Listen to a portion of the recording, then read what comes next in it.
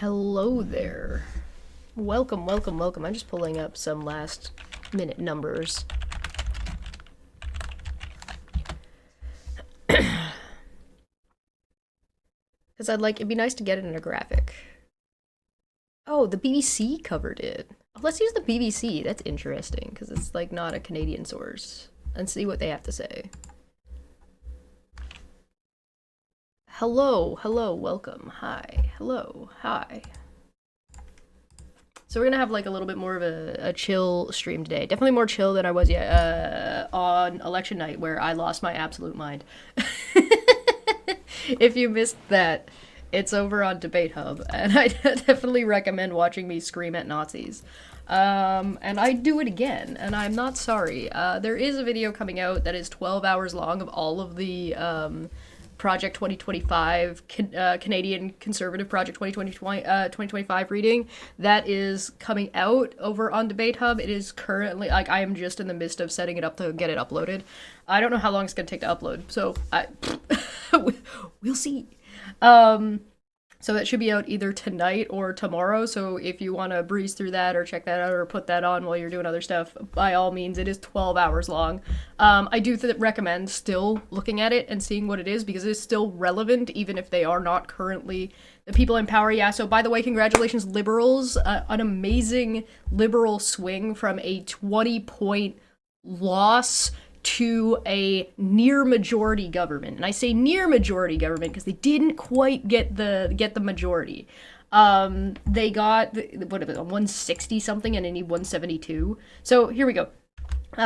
This is BBC, and I just thought it'd be interesting to cover to look at what the BBC was saying instead of looking at like a Canadian news source or an American news source.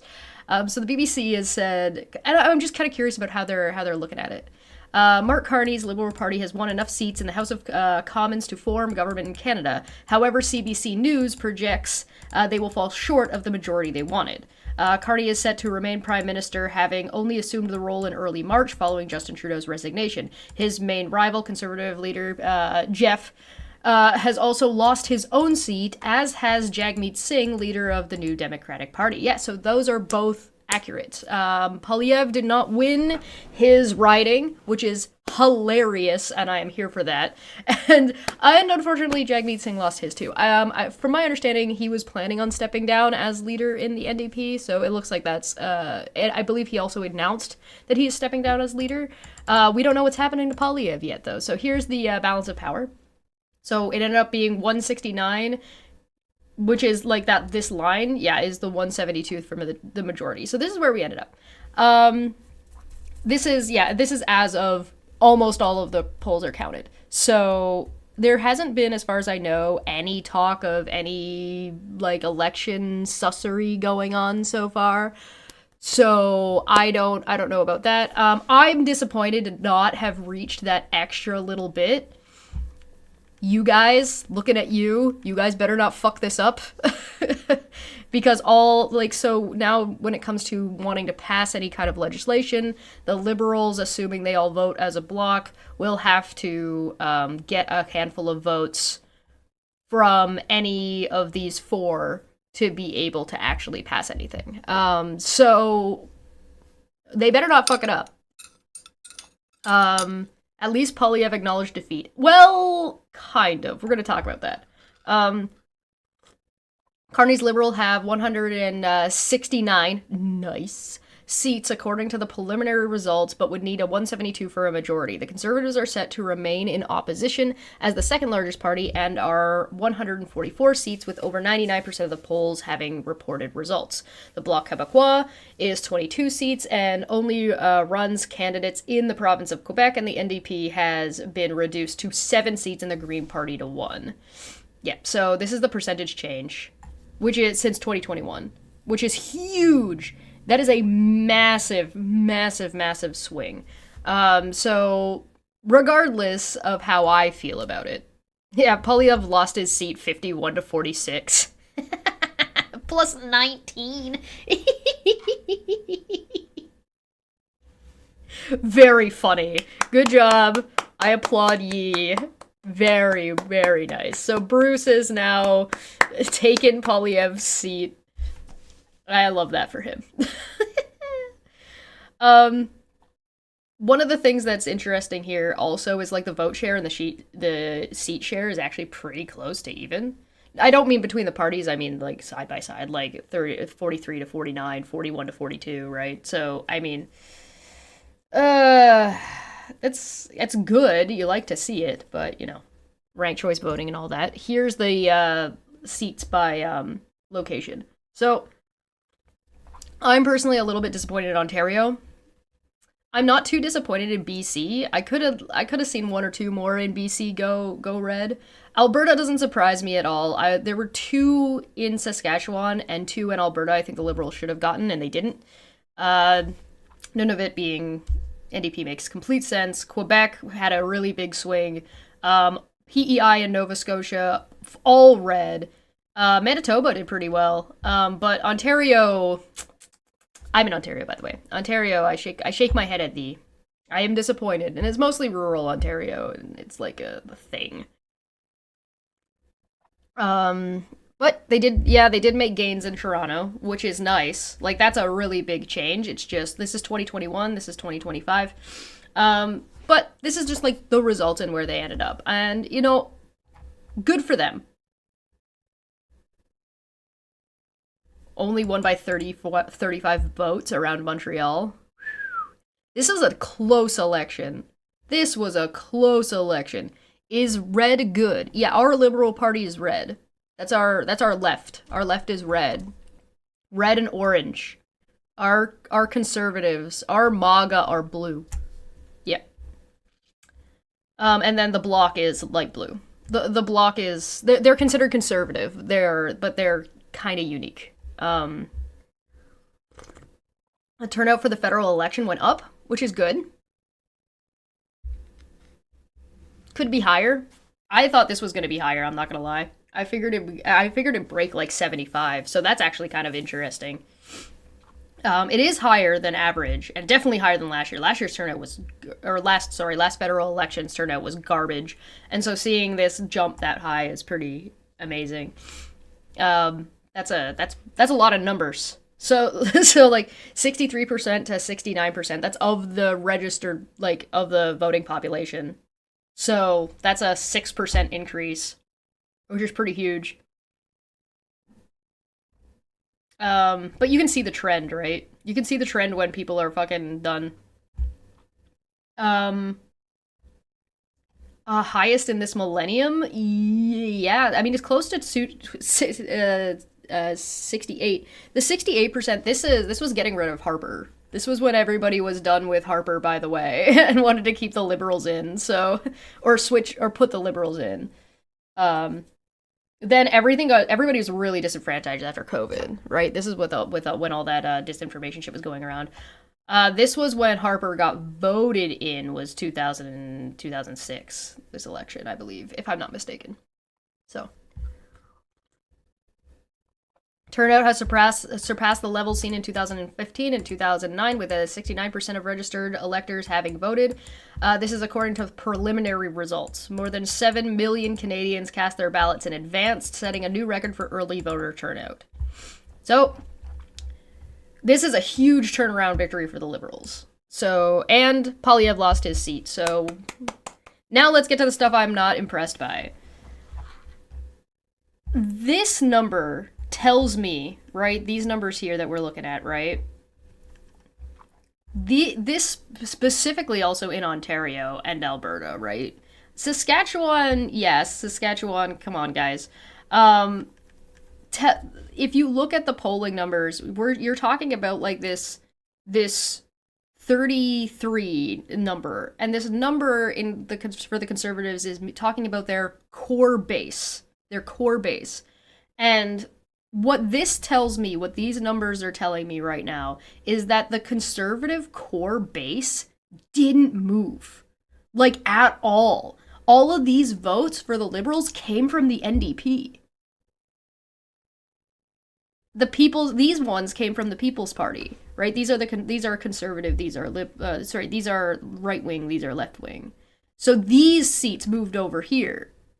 but the core base of the Conservative Party didn't move at all. And to me, that's disturbing. With everything going on, with the security clearance, with how weird he is with women, listening to him talk, I cannot understand why you wouldn't, like, the fact that that doesn't move at all. So the next thing you have to decide is, okay, why? Why didn't the Conservative base move at all? And I honestly think of two main reasons, right? One, you're so steeped in propaganda, or two, you don't know what they're talking, like, they don't know what they're talking about. They're ignorant to what's happening. They don't know about anything. They voted blue their whole life. They don't have access to the information. They don't know how to educate themselves. I think those are the two main reasons. And yeah, Feline is right. We noticed that when the conservatives that were joining in here have, and how little they actually cared. Yeah, they didn't actually care about the issues. They didn't understand the issues. They were like, we just like the guy in blue really, really hard. And I don't understand why. But what I think is the reason why it's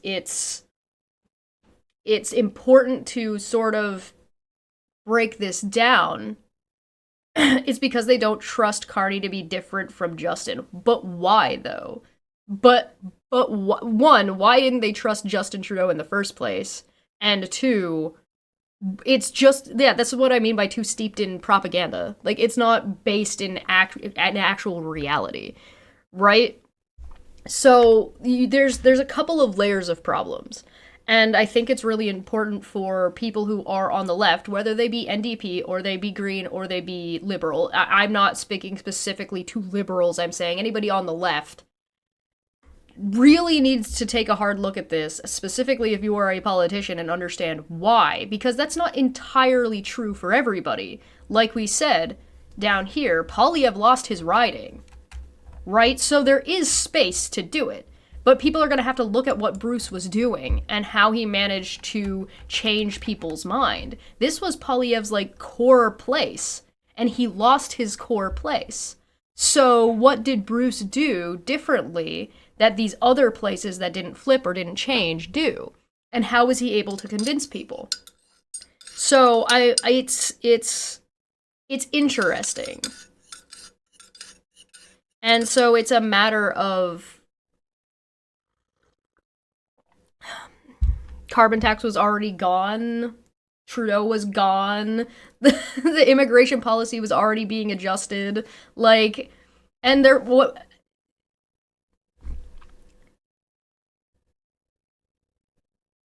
just responding as to why they didn't trust him. Yo, I understand that. I'm simply saying these things are not rational. I can understand, like, oh, we don't like Trudeau, and I'm like, okay, but then tell me why you're voting for Poilievre. They had no reason. Not liking Trudeau has nothing to do with the Liberal Party, and that, yeah. So you're just adding to the point, which is fine. I don't have any, no problems there. But I think it's important to understand these things. I think getting caught up in the nitty gritty of ugh, Trudeau bad is missing the point. The point is that why Trudeau bad, I think we can all agree, was very, very much targeted slander, right? You might disagree with some of his policies, but he wasn't a dictator, and people were trying to present him as a dictator, right? So it's less about the small nuances between those things and more about this combination of propaganda, ignorance, and then not actually even caring. And so but caring a lot at the same time. Like, not actually caring about the facts of the matter, not actually caring about the policies, but caring very much that their candidate wins, but having no reason as to why this guy is their guy. And so how do you, and I don't mean to say this because I think it needs to be hyper dissected, I mean to say this to be like, okay, but then how do you change their mind? How do you reach these people? Bruce clearly reached people in some capacity. He went 19 points upwards. So what did he do?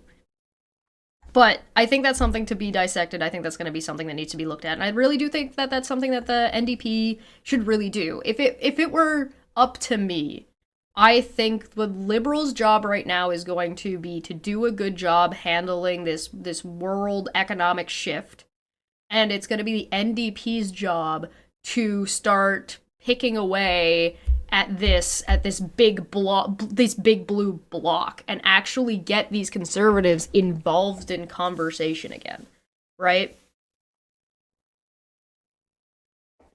Yeah, great replacement shit. Yeah. There's a lot of racism. There's a lot of issues. And so like I think I would like to see the NDP bounce back off of this, and I think the main and easiest and best way for them to do it would be to start picking at the conservatives. I think with the way that this win went, because it's not a majority, I actually think that might be better in the long run. I'm not happy about it, don't get me wrong. I'm pissed. There are too many people that are like, Nazis aren't a deal breaker for me, and that makes me angry. Because then I just think you're Nazis, and now I think there's way too many Nazis in Canada, and I'm like, okay, well, I'm gonna put a brick in my purse.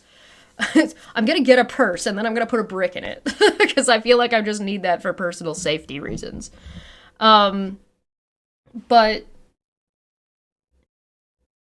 regardless of my personal feelings on the matter, I think that there is a degree of this might be better in the long run. Because if the Liberals had a majority and people weren't happy with it, they don't really have an excuse. Now, if they have a minority, they can turn around and be like, yeah, but we weren't able to do anything because of the Conservatives. Because they blocked us, because they did this, because they did that, right? So there's a degree of wiggle room, and they have they're so close to the majority that they only really need to convince 2 or 3 people to vote along with what they want to do to get what they want. So I'm like, no, they should be able to do that. That shouldn't be a real problem. So we'll see. We'll see how it goes. Sean's back. I'm looking forward to watching Sean in Parliament again, because that dude is hilarious. I was talking about him. Do you guys know who I'm talking about? Hold on, let me pull this up. I found a really funny YouTube video of Sean and Jeff going back and forth. Yeah, for anybody who doesn't know, Pierre Poilievre's first name is Jeff.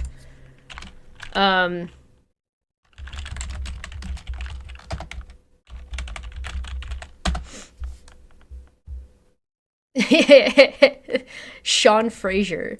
Check this out. When I was minister, the average rent was $950, and we built hundreds of thousands of units at that affordable price. So why won't he learn from our smashing success in 2015 in keeping costs low by axing the tax and building the home?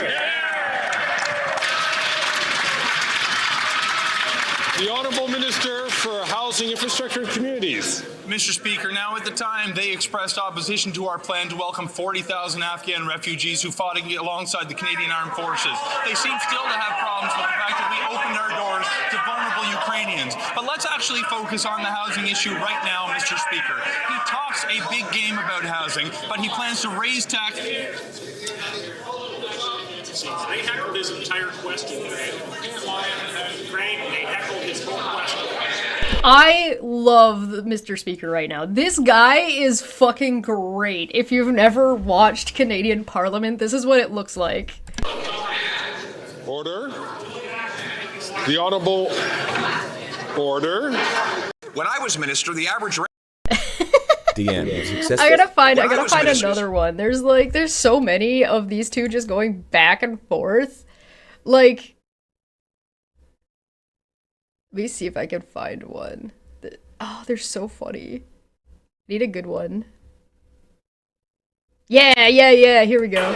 Mr. Speaker, the very angry housing minister has been up all night trying to dream up some snarky comment in response to the very popular announcement Common Sense Conservatives made yesterday to axe the federal sales tax on homes under $1 million. Something that his own advisor, Dr. Mike Moffat, has said is the most bold announcement of any federal party for middle-class home ownership. He took my idea on GST for rental housing. Will he accept this common sense plan to axe the tax? I just want you guys to be clear. This axe the tax thing has been something that Poilievre has been married to for a while. This is streamed 6 months ago. Mr. Speaker, with all the time and energy he spends on me, I'm going to have to send him a check for the time I've been living rent-free in his head. But I got to tell you, yesterday, make no mistake, the Conservative leader announced he would make multi-billion-dollar cuts to programs that will get homes built in this country. Now, he knows that, and we can agree on that piece. What he doesn't know is his caucus colleagues have been going behind his back, writing me letters advocating for their communities to receive funding through the Housing Accelerator Fund because they believe it will get more homes built. My question for the Conservative members of his caucus, will they have the courage to stand up and tell him he's wrong? That's so fucking funny. They're just throwing fucking shade. There's something special about Sean's accent too. Like, he's clearly got like that thicker, like, I'm Canadian, eh? Like, yeah, let's go. Speaker, it's the only rent he hasn't doubled. And nobody else has to tell that member that he's wrong because he told himself. This is what he said about his own Housing Accelerator Fund. Let me quote it. The Housing Accelerator Fund doesn't actually go towards the cost of building houses. It doesn't actually lead to the construction of specific homes. The Housing Accelerator Fund doesn't actually directly build homes. And he's right. Since he started forking over these... Yeah, correct. That's not how it... yeah, correct. That's not how it works. Big checks, construction has gone down in the major municipalities that has received it. So will he cut the bureaucracy, axe the tax, and build the home? This dude is trying to do a debate and he's throwing slogans as if they're arguments, and it's crazy. Not so long ago, when the Conservative leader was actually advocating the government do more to increase density near the services that people need, where infrastructure already exists. There was a time when he was actually advocating to do something to reduce development cost charges to make it cheaper to build homes in this country. There was a time he was advocating the government... By the way, so, Chrissy, there was actually, during this election, there was a curling tournament, and you'll never guess who won.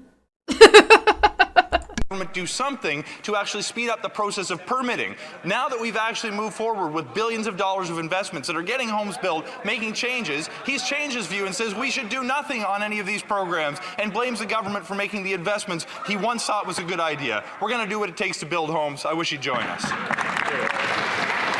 Opposite. Since he gave curling. Toronto $500 million, that city hall has jacked up development taxes by 40%. No wonder construction... Bro, if the city jacked up the price, that's not something the federal government can control. And who's in charge of Toronto? Who's the premier of that area? The Conservatives? Huh. Funny that. Is down 20%.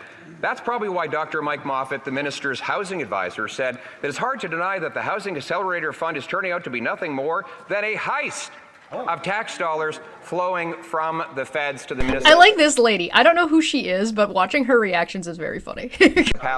So enough with the heists. Won't he cut the bureaucracy, axe the tax, and build the home? He literally just said the same thing. All Pierre Poilievre is doing in this debate that he's supposed to be doing a debate, he's cherry-picking quotations with no context and then just sloganeering like he made a point. Hey Ian, good to see you. Mr. Speaker, I sometimes ask myself where they found this guy. He twists the facts to suit his narrative whenever he wants. It's almost like the Conservative Party, when looking for a new leader, hopped on Temu, typed in far-right Conservative, and then spit this guy out instead. He opposes investments in affordable housing. He borrows lessons from his cousin south of the border when he opposes birth control for women.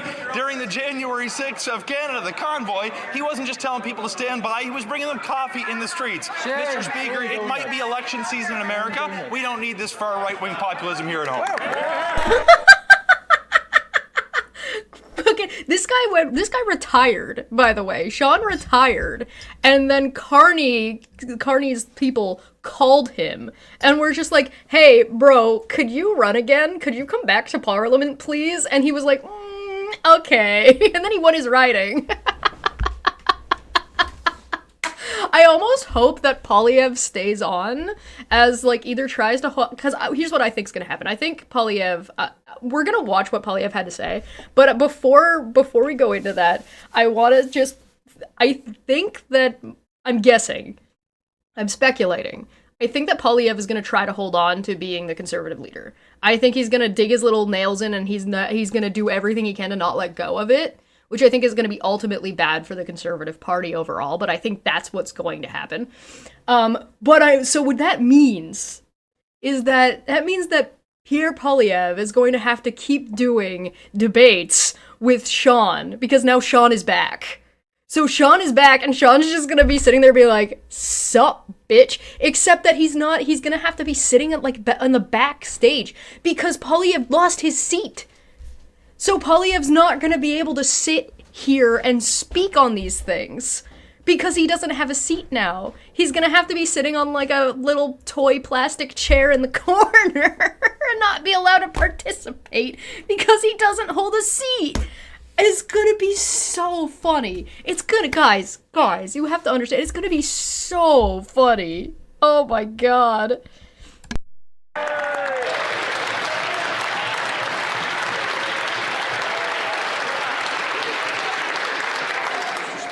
Speaking of leadership contestants, that member must be so uptight and angry because the polling shows that though Canadians want to fire that Prime Minister, the Housing Minister ranks dead last in the polls to replace him. And why wouldn't You sure you want to talk about polls, dude?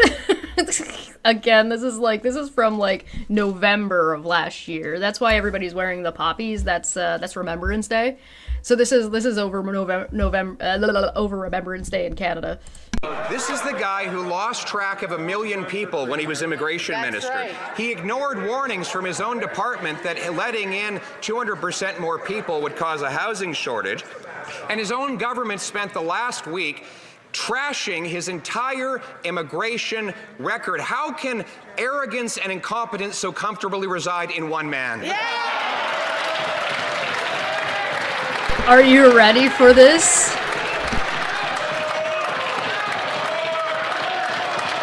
I love him. So for anybody who doesn't know, the Speaker of the House is like a very specific position that you don't get to play party favorites. It's like honorable Speaker's job to just mediate whatever is going on. So he's like, and he does, this guy in particular is doing such a good fucking job.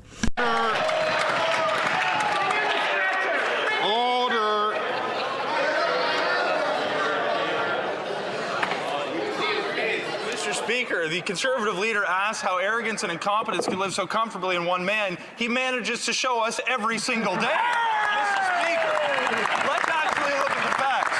While he's concerned about my polling numbers, I'm concerned about helping people in need. We put billions of dollars on the table to build or repair hundreds of thousands of homes in this country so vulnerable Canadians have a roof over his head. Let's look at his record. The worst level of home building in the last 10 years. And when he had the chance to help the most vulnerable, he simply got 6 units built across the entire country. The only thing he's done to help vulnerable people is show up with a video camera to treat those living without a roof over their head as props, and it's unacceptable.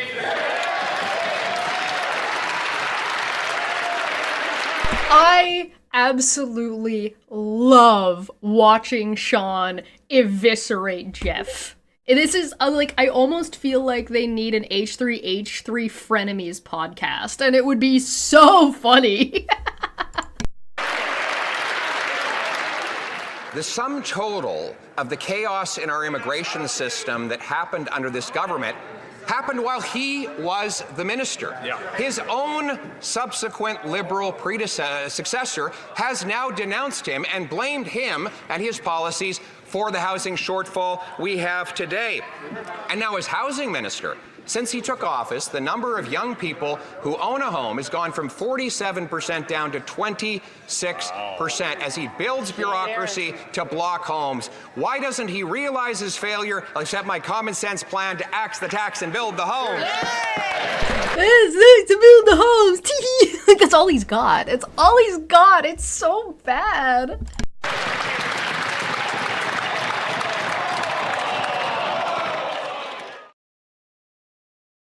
Anyway, I thought I would share that with you because that shit's so fucking good. If you guys ever want to like look at it yourselves, here's the link. Yeah, it annoys you because like the housing issue is like not a Canadian only thing. It's an American thing. It's a UK thing. It's a France thing. It's an issue across the board. Yes, I did. You definitely sent me 8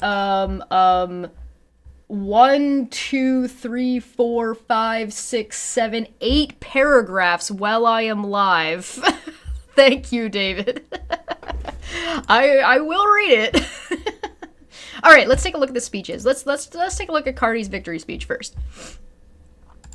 Bonsoir tout le monde. Bonsoir. Oh, quel bonsoir. C'est une bonne bonsoir. I have a question. Who's ready? Who's ready? Who's ready to stand up for Canada with me?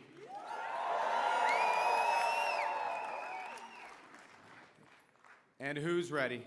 Who's ready to build Canada strong? Okay, we got that settled. That's good. Avant de commencer, je voudrais féliciter les autres chefs de parti de leur campagne et de tout le travail qu'ils ont fait. Je les remercie pour leur I'm not skipping because I think this is going to be short. maintenant et dans le futur. I want to thank the leaders of the other parties. I want to salute the contribution of Jagmeet Singh. I noticed his remarks. Yeah. Leading on progressive values. Elizabeth May will be returning. François Blanchet. And I want to congratulate Pierre Poilievre on a hard-fought, fair, good campaign, his commitment to the country that we both love.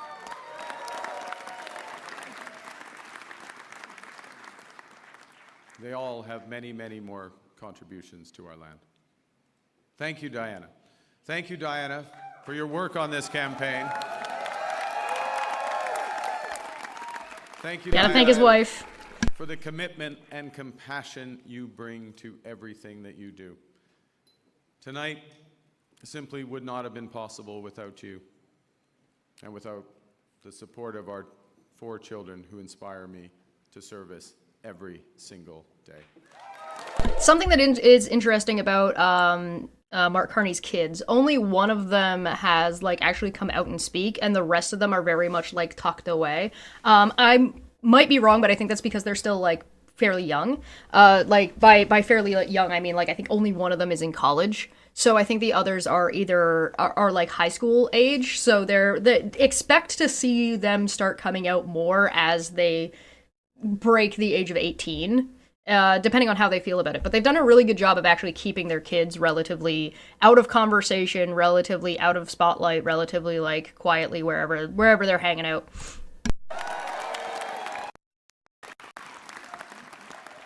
I also want to salute the women and men who put their name on the ballot from all parties. Thank you for standing up to serve our country at this critical time. And for those who were elected, This guy has a tiny face. particularly those liberals who were elected, I am looking forward to working together to deliver for Canadians. This says, Bruce. And Bruce, yes, Bruce Vanjoy. I'm looking forward to working with Bruce Vanjoy.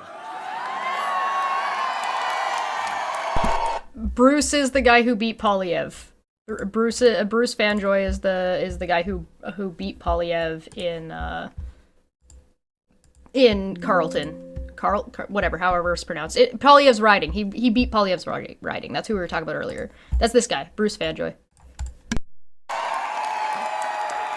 Fantastic. He will be a great MP. We're going to have fun tonight. Yes, we're going to have fun. Bien sûr, je tiens à remercier les milliers de leurs échanges pour nous donner un gouvernement fort.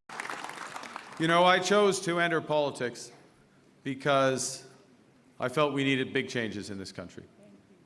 But big changes guided by strong Canadian values. Values that I learned at the dinner table from my parents, Bob and Verley, and from my siblings. I appreciate this more in retrospect from my siblings. My siblings, Brenda, Sean, and Brian. Values that I learned on the ice from my coaches. Values that have been reinforced as I've met with Canadians across this great country. And those include 3 values that I want to highlight this evening. Humility. It's Canada after all. Ambition. It's Canada after all. And unity. It's Canada. He's funny. I love you. Right back. Right back. These are good values. These are Canadian values. That's his wife. Values that I will do my best. I'm just getting worked up here. These are values that I will do my best to uphold every day as your Prime Minister. You betcha. Okay, well, you have to judge after this next section because I am going to begin with the value of humility and by admitting that I have much to be humble about. That's true. Over my long, that's not an applause line, it's just a statement of fact. Over my long career. Oh my, he's funny. He's so good at working the crowd. Oh my god. I would like to remind everybody that this man came in with the Liberal Party when he started. The Liberal Party was dealing with a massive loss in the polls. Then he came in, he was in Parliament, like he was in government for like 2 months. Then the election was called, and then he had 1 month to run. And so people don't know. He's basically coming in as an incumbent that people don't know, right? People know Poilievre. People are comfortable with Poilievre. People were comfortable with hating or loving Justin Trudeau or somewhere in the middle, right? These are all people they were familiar with. Mark Carney came in as, wait, that banker guy? The banker guy from 2008? Huh? Oh, good God. Oh, I'm still mad. I'm still mad. Don't worry about it. Listen, don't let my mood and the things I'm disappointed in get to you, because this is, regardless, a huge win. So, I just temper my excitement for a win with, there's too many goddamn Nazis. I have made many mistakes, and I will make more. But I commit to admitting them openly, to correcting them quickly, and always learning from them. It's basically a statement about how he's not a politician. He's gonna have to learn how to do that. Humility underscores the importance of governing as a team in cabinet and in caucus, and working constructively with all parties across Parliament, of working in partnership with the provinces and the territories, and with Indigenous peoples. And at this time, it underscores the value of bringing together labor, business, civil society to advance the nation-building investments we need to transform our economy. Nazis are not civil society. Humility is also about recognizing that one of the responsibilities of government is to prepare for the worst, not hope for the best. As I've been warned, America wants our land, our resources, our water, our country. Never. But these are not. To quote Justin Trudeau, there's not a snowball's chance in hell. What a good line to have, like, ended your, like, 10 years in government on as Prime Minister. As a Canadian Prime Minister. Yeah, not a snowball's chance in hell. Fucking walks out the door. That is very funny. These are not idle threats. President Trump is trying to break us so that America can own us. That will never ever happen. But we... Yeah, these are his slogan. Yeah, no snowball's chance in hell is absolutely a fucking HE double hockey stick. That's definitely a good slogan. You'll notice that, like, Carney also has his lines. They want to break us so they can own us. But these are not slogans in the same way of like axe the tax. Axe the tax is just like doesn't mean anything, really. It just means cut taxes at random. It doesn't like have anything behind it. Whereas like they want to break us so they can own us is a statement of fact. So yes, it's sloganing. Yes, it's a kind of repeating a sentiment, but there's more to it than something like build the homes. Like, okay. Did I read the First Nations response to Alberta thinking of leaving Canada? No, I didn't. You mind? Can you type in like the title of the article so I can pull it up? But we also must recognize the reality that our world has fundamentally changed. There is also, for me, as I stand before you this evening, humility in recognizing that, well, many have chosen to place your trust in me, trust in the Liberal Party. Millions of our fellow citizens preferred a different outcome. And my message to every Canadian is this. That's a good point. No matter where you live, no matter what language you speak, no matter how you voted, I will always do my best to represent everyone who calls Canada home. It's a good line. You know, during this short Bro is going out of his way to congratulate his opponents and to reassure people who didn't vote for him. That's during this short campaign, I went to Saskatchewan and Alberta a couple of times, even though, you know, we're Liberals. It's tough. It's tough out there. I grew up there. Feline makes a good point, says, I keep noticing the diversity behind Carney. Intentional, I'm sure, but a stark contrast is apparent. Yeah. It's one of those things where, is it intentional? Yes. Did he have to work very hard to get it? Probably not. As opposed to, like, who's Poilievre's, or he doesn't have anybody behind him, but... But I went because I intend to govern for all Canadians.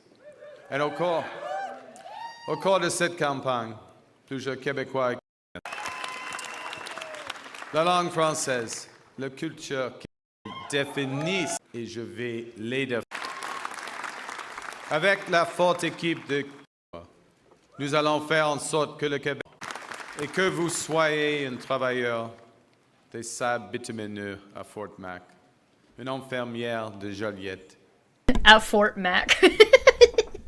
That's not wrong. He's pronouncing it correctly. Ou un comptable de Toronto. Il y a plusieurs comptables à Toronto. Mon gouvernement va travailler pour vous tous. So, as we come here after this most consequential election, let's put an end to the division and anger of the past.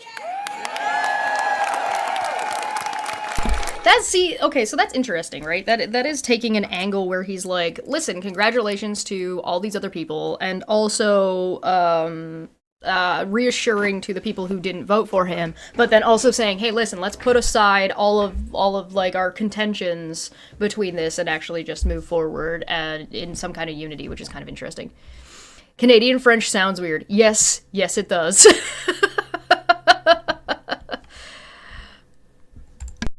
We are all Canadian, and my government will work for and with everyone.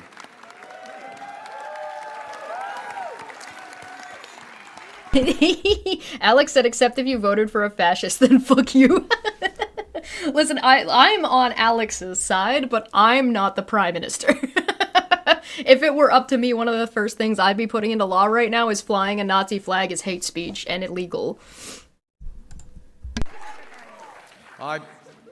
I began with humility, but Canadians are ambitious. And now, more than ever, it is a time for ambition. It is a time to be bold, to meet this crisis with overwhelming positive force of a united Canada. Because we are going to build. I really thought he was going to say, because we are Canadian. Build, baby, build.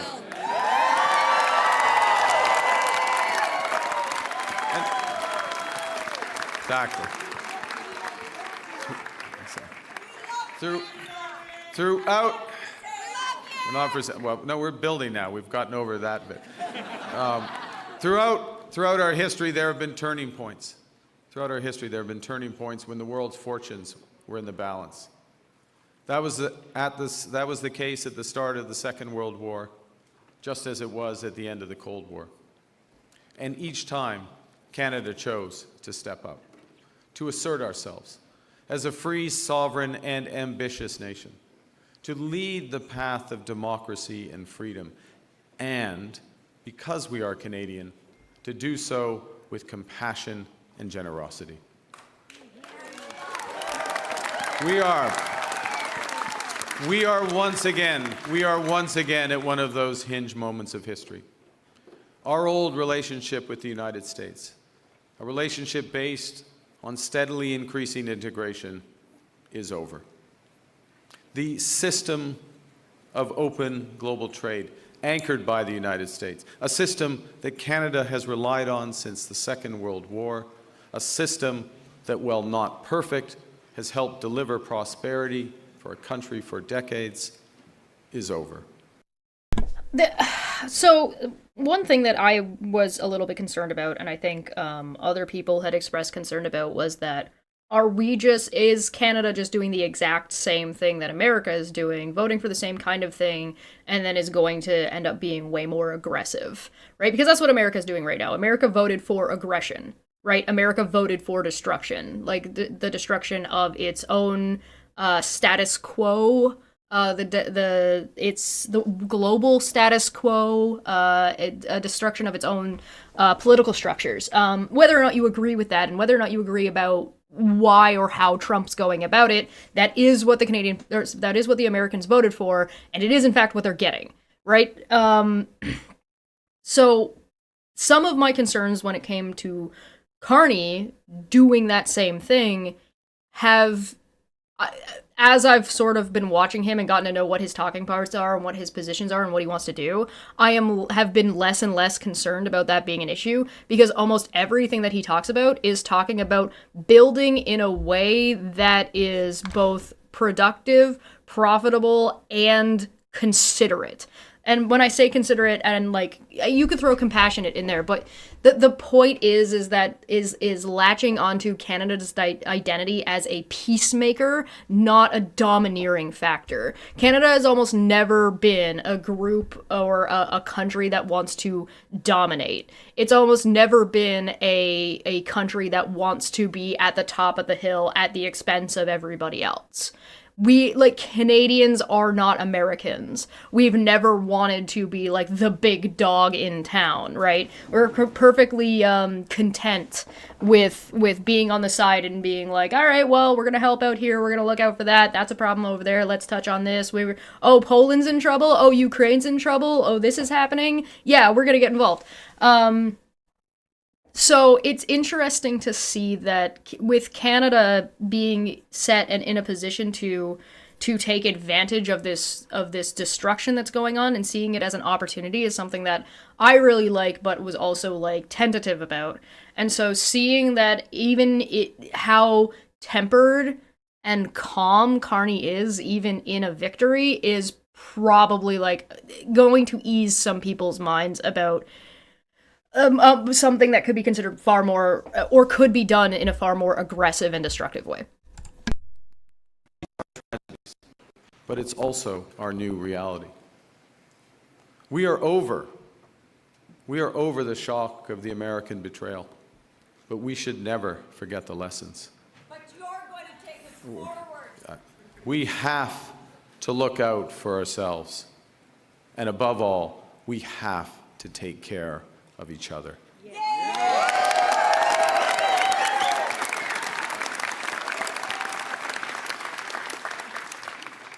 When I sit down with President Trump, it will be to discuss the future economic and security relationship between two sovereign nations.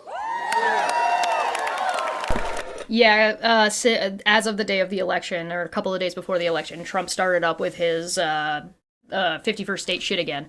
So that's a good call out on his end. And it will be with our full knowledge that we have many, many other options than the United States to build prosperity for all Canadians. Nous allons. Yeah, it's going into negotiations with in a position of power as opposed to a lower position. So yeah, we'll see. Calm, collected, yeah, thoughtful. Puissance économique. Because this is Canada. We will chart a new path forward. Because this is Canada, and we decide what happens here.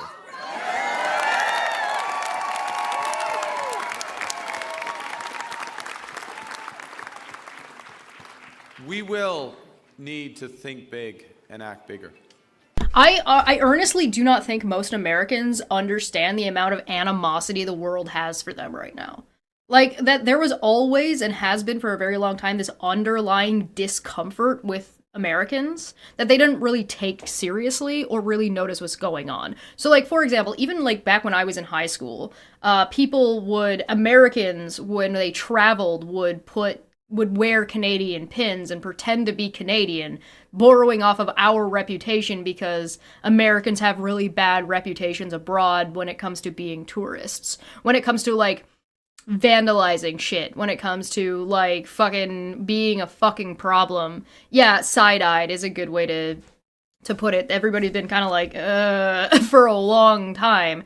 And so, like, that animosity was, like, an undertone, and now it's, like, incredibly justified, and everybody feels very justified for taking that side eye and turning it into, like, a full-on stare of, like, looking at somebody completely incompetent. Like, what are you doing? Like, what are you doing? What are you doing? Get off the table.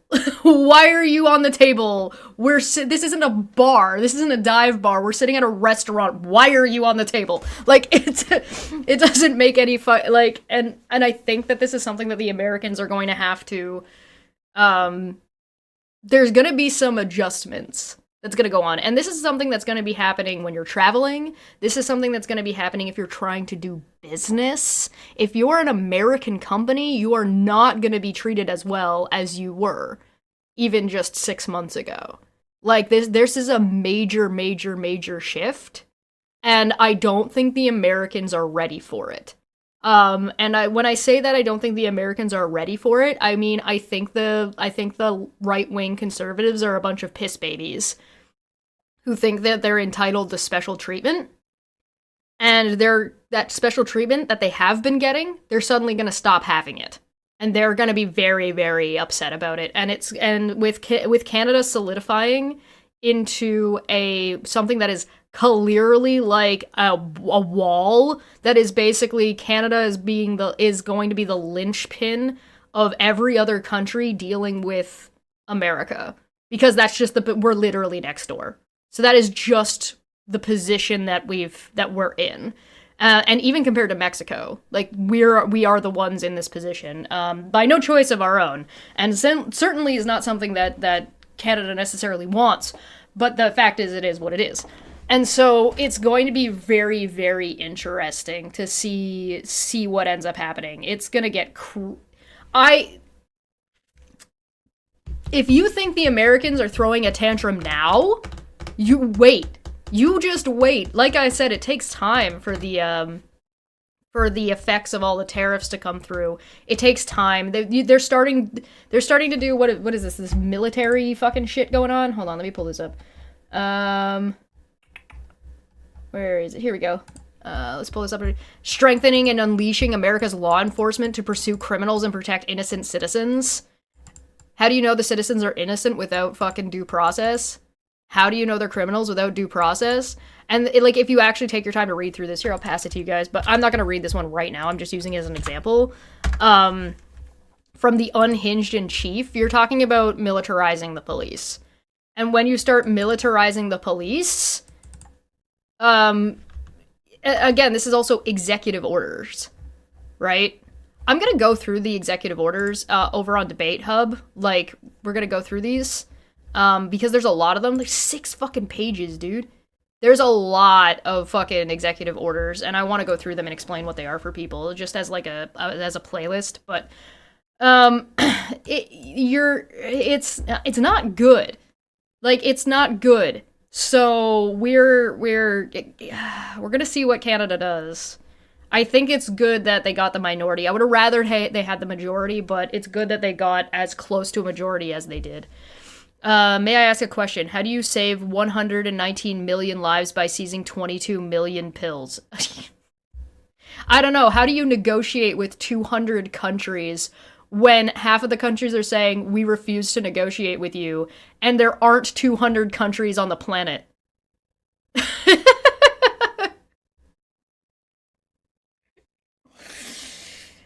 Oh my god, Trump is insane, and we all know it. Your phone's ringing. Sorry, okay. He's funny. Just hang on. It's okay? Yeah. That might be important. I don't know. We will need to do things previously thought impossible at speeds we haven't seen in generations.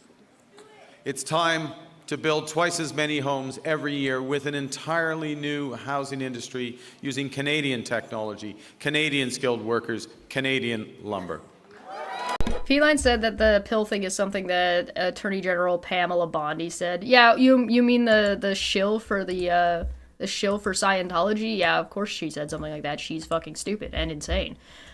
Jason says Canada needs to change vehicle safety standards to match the EU, and Japan is allowing a lot of other vehicles into the country that aren't now, and possibly of opening plants possibility. Yeah, so there's like a handful of Japanese companies that are already in Canada that are looking at being in Canada more. I believe one of them was like Hyundai. I had a list. Let me hold on. There's been a lot that's gone on the last couple of days. Do I still have it? Nah, I don't think I do. Let me check here. Oh my god, is this what you're talking about? Hold on. No, I don't. I just... Today is Fentanyl Awareness Day. In President Trump's first 100 days, we've seen over 22 million fentanyl-laced pills, saving over 119 million lives. Yeah, how do you get from 22 million pills to saving 119 million lives? We are fighting relentlessly for the families of loved ones. This is posted on X, I believe. Relentlessly for the families of loved ones, for those whose lives are at risk, and for the soul of our nation.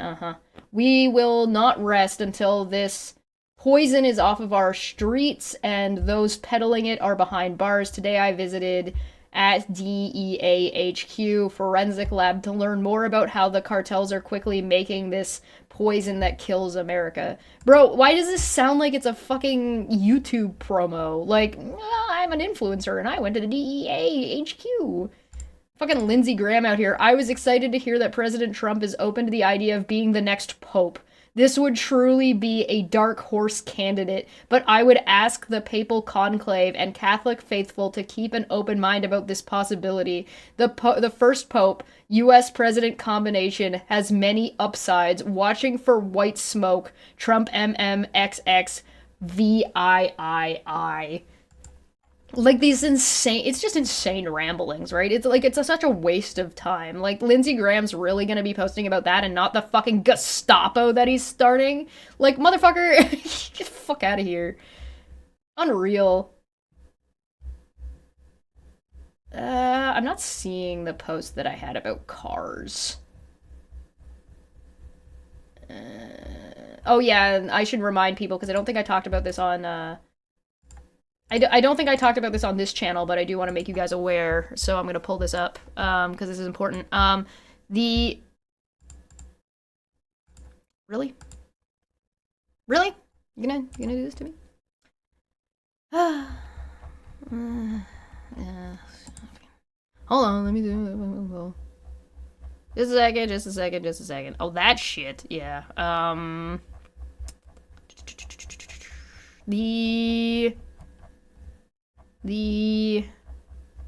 Where are you? Oh, maybe they took it down. Hold on, let me search.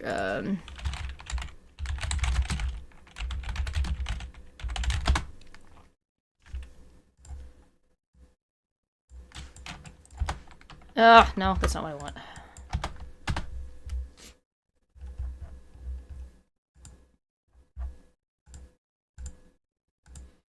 You know what? I'm just gonna read it out. Fuck it. I can't show it on screen right now because it's not popping up. But let me see if I can grab a screenshot of it.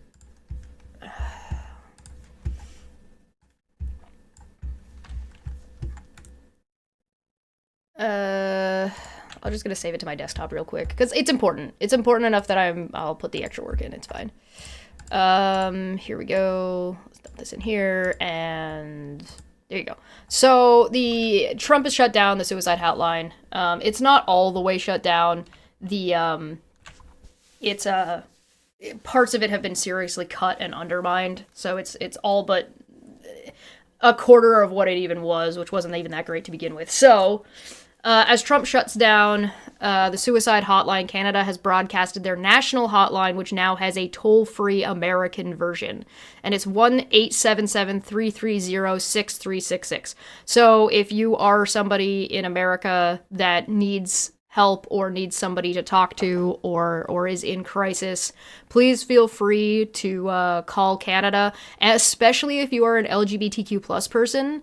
Or if you are a woman in crisis due to any kind of like medical or like pregnancy issues, don't call your guys because you're not safe to do that. I wouldn't call them specifically if you're LGBTQ, because like that's giving out a lot of information about yourself, and I wouldn't do that. So feel free to call the Canadian line, which does have now an American version. So yeah. So yeah, if you need if you're a person in crisis and you're in America, probably call Canada instead. Probably call our number.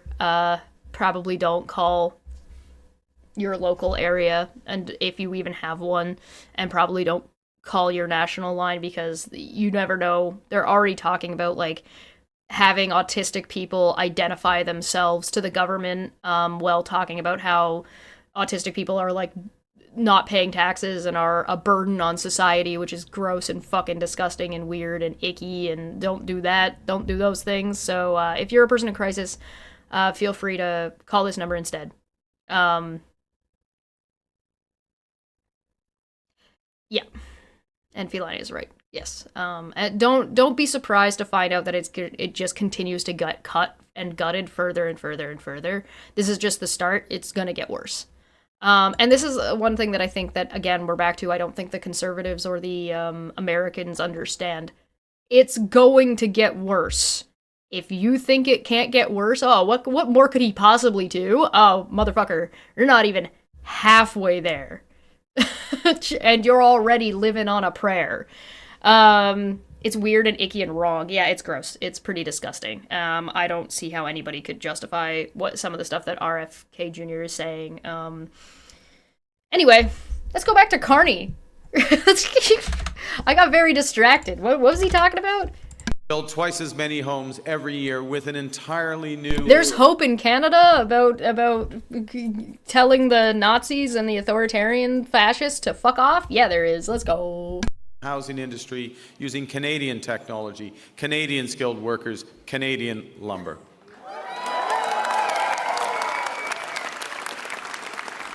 It's time to build new trade and energy corridors, working in partnership with the provinces, territories, and Indigenous peoples. It's time to build hundreds of thousands of not just good jobs, but good careers in the skilled trades. It's time to build Canada into an energy superpower in both clean and conventional energy.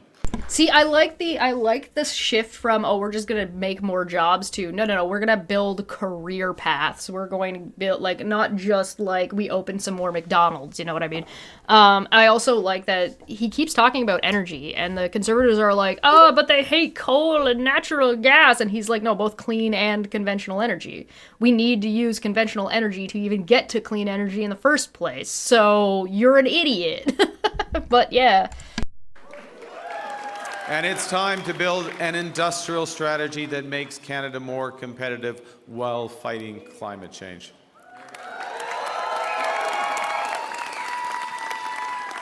We will build a Canadian economy, not 13, with a government committed to free trade in Canada by Canada Day. Oh yeah, so that's a thing that we all get to look forward to now. So the opening up the trading borders between the provinces, because that wasn't something that the Conservatives were doing. That wasn't part of really a part of their plan. So hell yeah, I'm gonna get some Quebec cheese and some from British Columbia wine. Hell yeah, let's go. That I am looking forward to. The point is that we can give ourselves far more than the Americans can ever take away. But even given that, I want to be clear. The coming days and months will be challenging, and they will call for some sacrifices. But we will share those sacrifices by supporting our workers and our businesses. Les défis devant confiance en vous. More than a nation. Because Canada is more than a nation.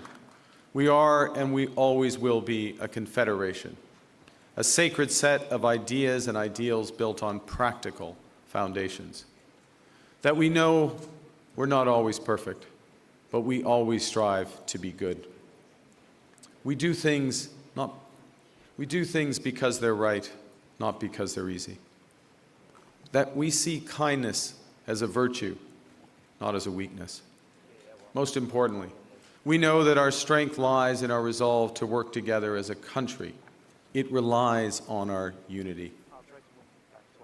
You know, on the second day of this campaign, I went to Gander, where on 9/11, they welcomed thousands of passengers into their homes without question or hesitation. Who has the best curd cheese? Quebec. Montreal. If you can get something from Montreal, get something from Montreal. If you can't get something from Montreal, get something from Quebec. If you want the best poutine curd cheese, you get it from the French. You get it from the Quebecois. Order something from Montreal. Sat down with two of the many heroes of the time, Diane Davis and Beulah Cooper. And during our conversation, they showed me a thank you card that they'd received from a young girl called Ellie, who wrote, "Your kindness motivates me to use my kindness."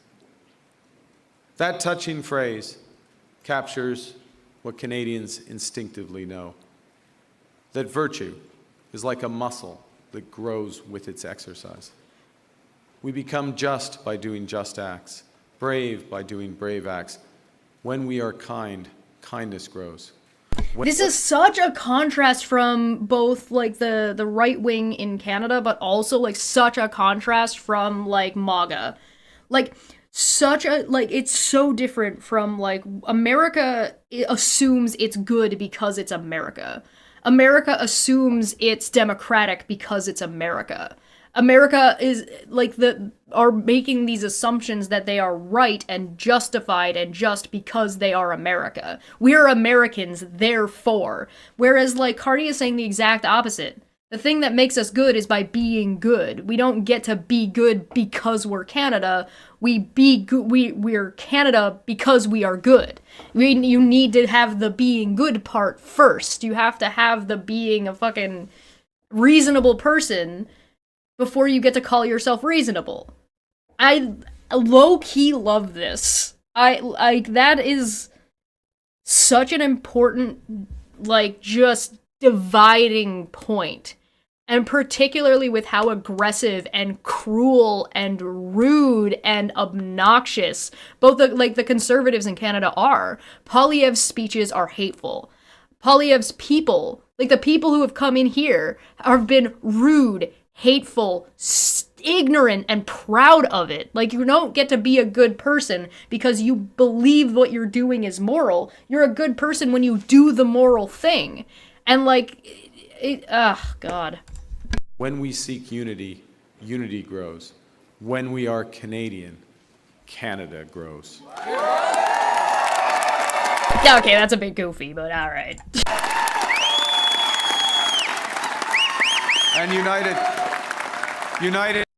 over our history, we have done hard, seemingly impossible things.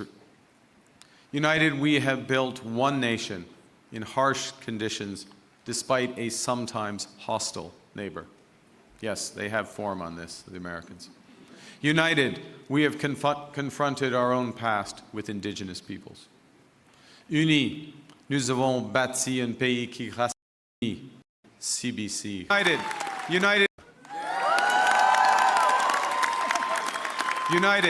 United, we have created universal public health care. And now, in the face of this crisis, united, we are buying Canadian. We are exploring everything this country has to offer. We are supporting our friends and neighbors in the crosshairs of President Trump through a crisis that we did not create. Unite and build the strongest economy in the G7, an economy that works for everyone.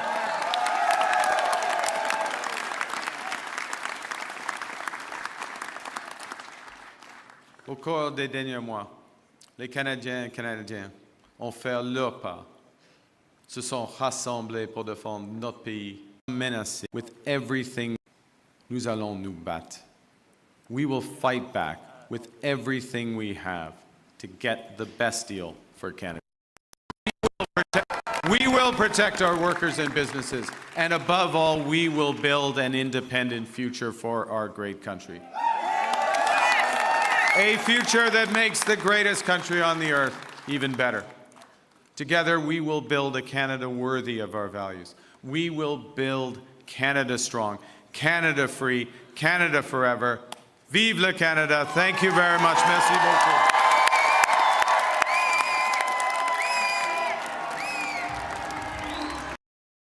All right, well, that's a decent speech. It had a few interesting things in it.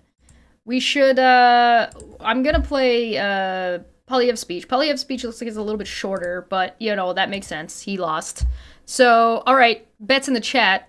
Do you think Poilievre is going to be a reasonable and, you think he's gonna be a sore loser? I'm kind of getting the vibe that he's going to be a sore loser. You think he's gonna have some humility and like some honor, or do you think he's gonna be a sore loser? I'll give you guys a second to answer. I'm just gonna refill my tea because I'm pretty sure he's gonna be the biggest fucking sore loser ever. That's what I'm betting.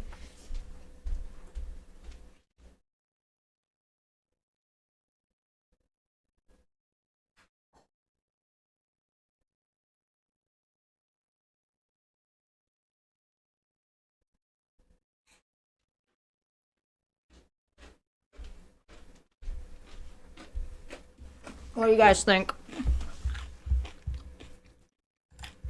Takes you 3 minutes to refill? Yeah, alright, we can just take a break. We'll just take a break and vibe. Before we get into Poilievre, we can take a break and vibe. I'm fine with that. Go get your drinks. Go get your snacks. I got some crackers.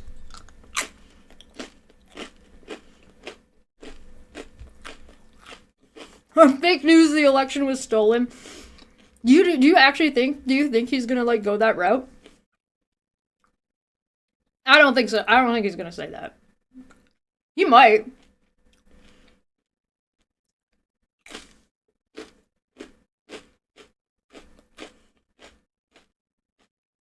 I don't think Poilievre is as bad as he seems. You think so? You think he's worse? I think it's an act. Okay, yeah, go on. April, please elaborate. Humility from Trump North.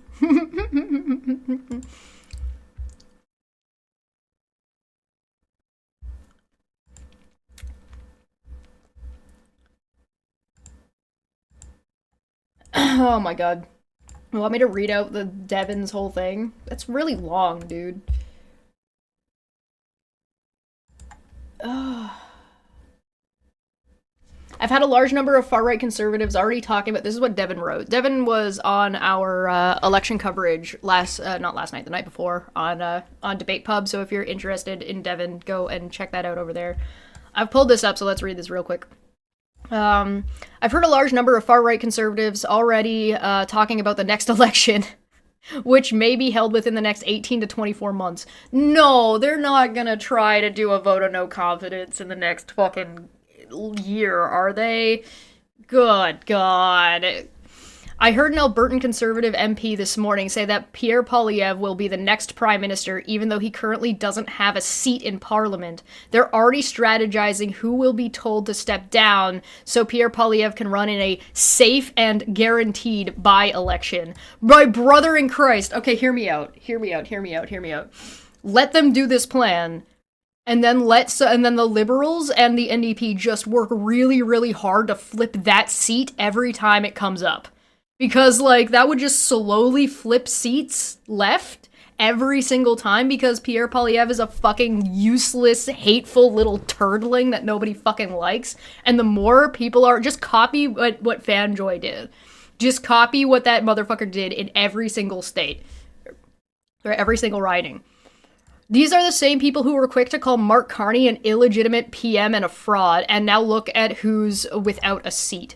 Maybe they're not the majority of Albertans, but there seems to be a sizable number of these mouth breathers who woke up this morning, channeled Preston Manning, reform, and decided to go off as a bunch of neo-reactionary, whiny, grievance-fueled twats, calling for Alberta to separate, claiming the election was rigged, and that election fraud occurred.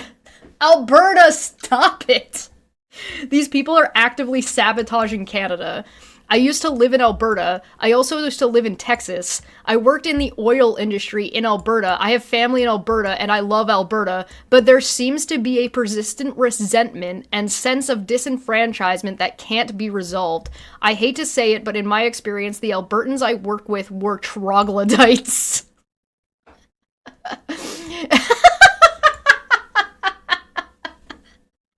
It wouldn't matter if the federal government moved the capital to Calgary and handed them everything they asked for.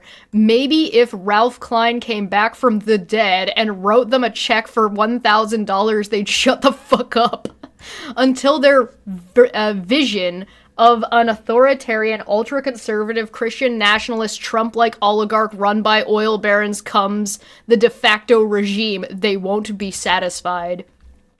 They use grievance politics as a means of reform, not as a means of reform, but as a tool to stoke division, undermine the trust in institutions, and rally support for a future where logic, truth, and positivity are crushed, facts are irrelevant, and the only currency is paranoia, conspiracy, and rage. Danielle Smith, Preston Manning, and their ilk are fucking traitors and have been stoking this bullshit division for far too long. These people are worse than Quebec separatists. At least Quebec has culture. They are pathetic losers.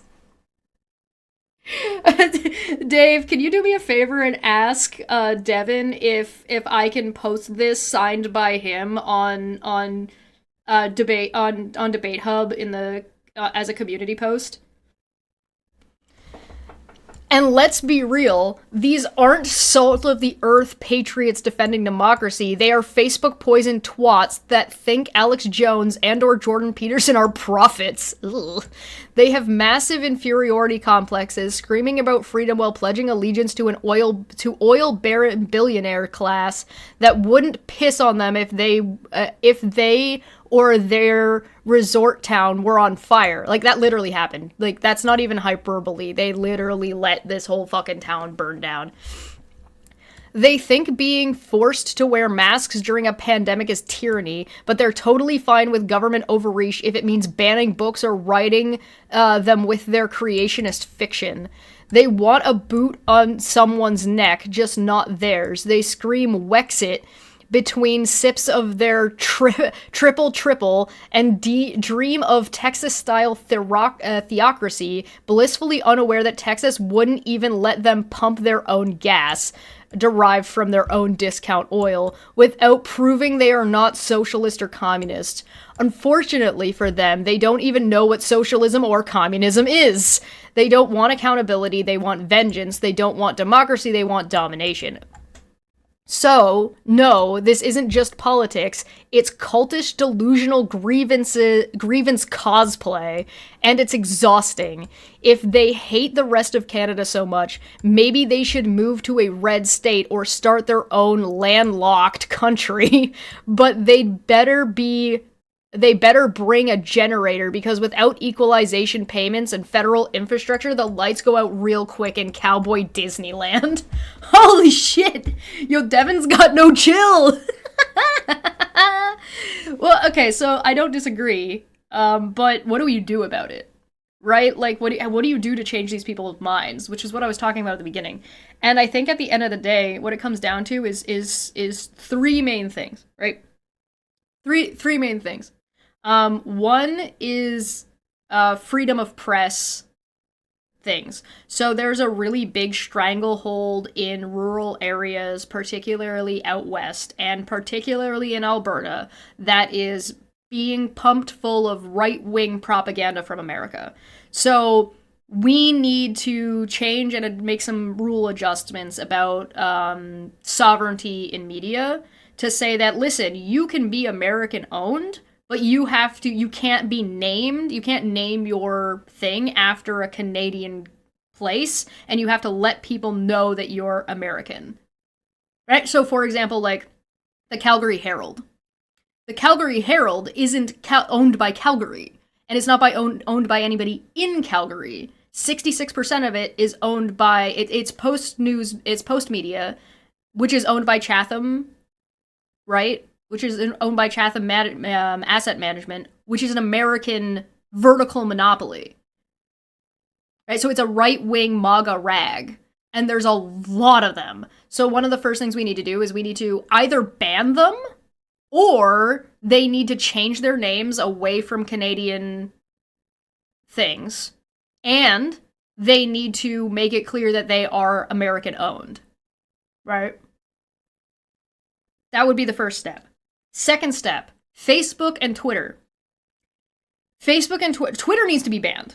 As Twitter currently stands, Twitter is a election interference propaganda machine, and it needs to be banned. Facebook either needs to be heftily regulated, or it needs to go the same way as Twitter. Those two things need to happen. Tesla should be banned for other reasons. Yes, for fraud, for being unsafe vehicles in the first place. That's a different thing. That's less about that's more about industry and less about like people actually understanding what the fuck's going on. I'm trying to focus on the culty bullshit right now. So those two things need to happen. The CBC being also way more funded and able to cover more rural areas in a more realistic way, I think would do wonders for for local media. That will help a lot. So, in my opinion, I think those three things would do a lot to curtail and to sort of break up this blue block of bullshit, right? So, that's just my opinion. I don't know how we do that. That's just my sort of initial thoughts on the matter. I think Devin is right, but I think that's the real way to deal with it. Banning, like, American media is way too fucking prevalent, but I think that might end up incidentally taking care of itself, because America keeps shooting itself in the foot. So I think that as America continues to do that, I think you're going to see a decline in Hollywood, and I think you're going to see a decline in American media that, like, leaves the country. So I hope that we, like, bring in more BBC stuff. I hope we bring in more stuff from other cultures and other places, and we see more of that. I know there's been, like, an uptick in, like, media, like South Korean media, So I think bringing some of those things around and just giving us, meanwhile, an uptick in, say, Korean feline. Brother, same fucking thing. So I do think I think those things would help. I also think that flying a swastika should be considered a hate crime. I think doing Nazi salutes should be considered a hate crime and should be tried and treated as such. But that's my opinion. I don't know if that one's going to change. But I think that should be a hate crime.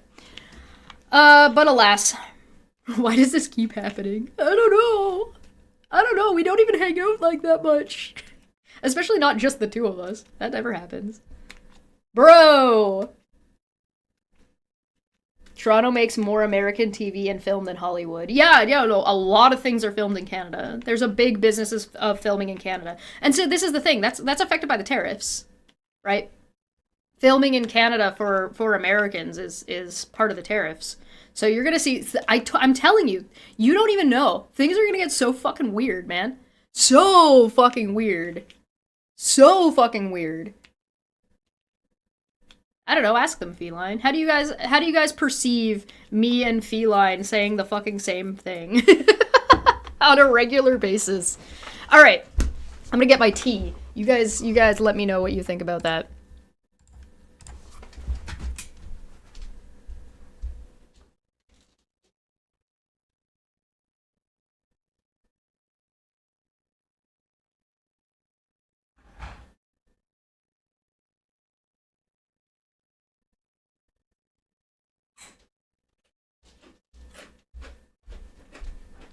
Yo, America's about to go broke as fuck. But I think Canada has been pretty clear. We are not for sale. And even if we were, Trump wouldn't be able to afford us.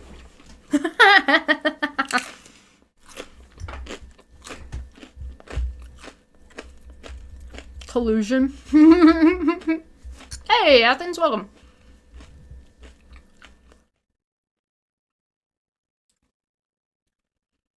I can agree with a swastika, but only if it's used in a typical context. If used in a true and proper context, maybe not. Oh, you're talking about, like, the Buddhist swastika? That's why I said Nazi flags, right? If you're flying a Nazi flag, that's a hate crime, right? I think that happens to me all the time, too. I'm often typing when Chesh is saying, what Chesh is saying while she's saying it, but I usually just delete it because it's already been said. You should just say it anyway. Everyone I spoke to in person clearly has no idea how crazy things are going to be and are. Although that most of my immediate area traveling around in June, I'm sure I'd find people who have a clue. Yeah, let us know. Devin said post away. Alright, after this I'll post it. Yeah, the delay. Alright, are you guys ready to go into Polyev? Let's see Polyev's concession speech. See how he does. Chers Canadiens, merci. Merci, chers Canadiens. Je vous aime aussi. I love you too. Thank you, thank you, thank you. It's with profound gratitude that I stand before you today at the moment of this historic election. Because only in Canada could the story that Anna and I bring to the stage be possible. Adopted son of school teachers and a Venezuelan refugee. Stand on this stage in front of our proud country, offering ourselves up to serve for the future. After millions of people. Wait, what do you mean offering yourself up to what? You lost your riding, dude. How are you gonna serve anybody? What are you talking? Oh. Never mind, let him keep going. I think I know. Have shown up and marked their X, spoken their voice, and exercised their democratic rights. We could not be more proud, we could not be more grateful for the opportunity the Canadians have given us. The Conservatives still got the opposition, so I'm giving him the benefit of the doubt and say he's talking about being the opposition party. And speaking now of Anna, I want to take a moment to thank my incredible wife. She's been by my side. She's my rock. I love and cherish you and our little ones more than you'll ever know. And I could not have done any of this without you. Thank you so much. I love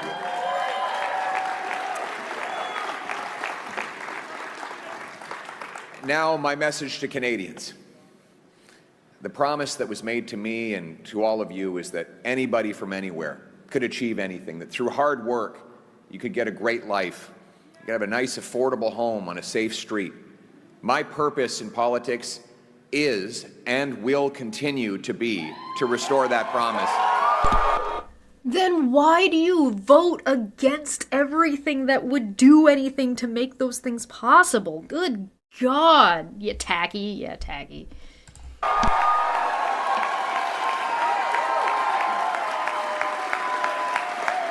Yeah, don't mind me. I'm just cringing out of my skin.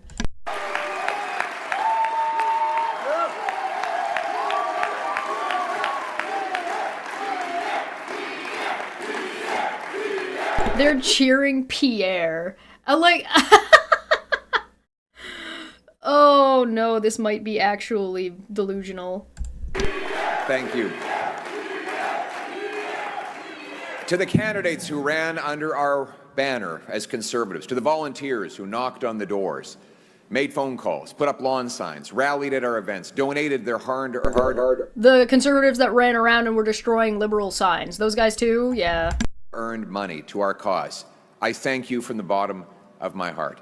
To the millions of people who voted for the Conservative Party and put their hopes and dreams in our vision, thank you. They should be chanting Jeff.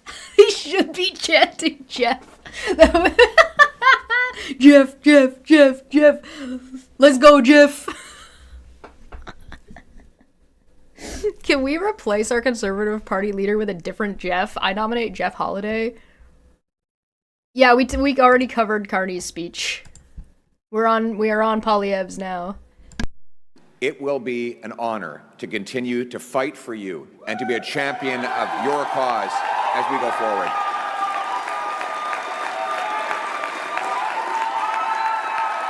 The cope of that cheering is so strong, I can taste it. Guys, we need to cheer extra hard because we lost. Tears streaming.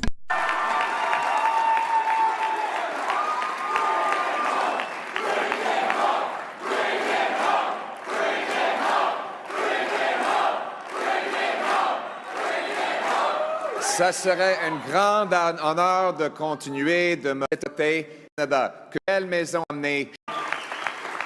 I really don't like listening to his French. I don't mind listening to Carney's French. I don't like listening to Poilievre's French.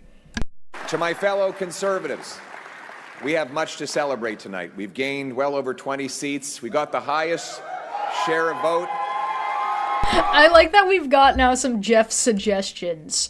We've got Jeff from 21 Jump Street. We've got Jeff Foxworthy, Jeff Dunham, Jeff Bridges, Jeff the Draft. These are some options, man. We might have to hold the vote. Our party has received since 1988. We denied the NDP and Liberals enough seats to form a coalition government, meaning... Did you?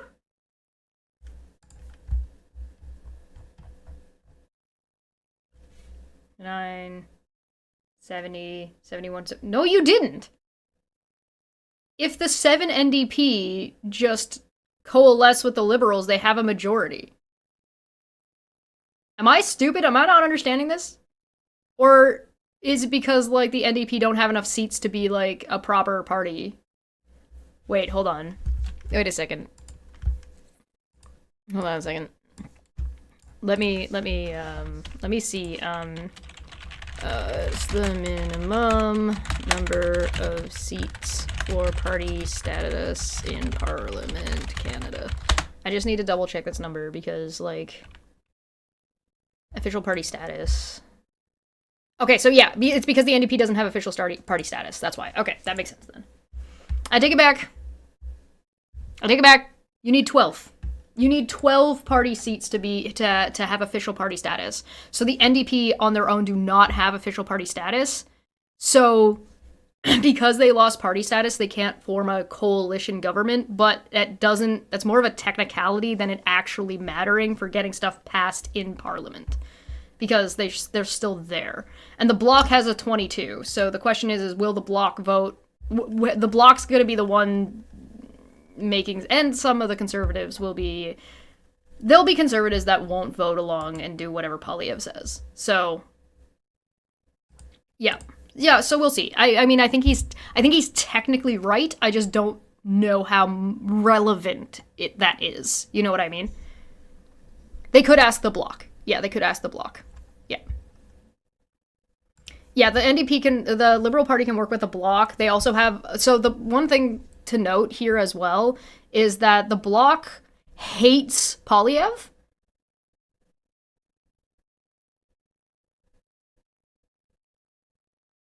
The Bloc Québécois. The bloc hates Poilievre.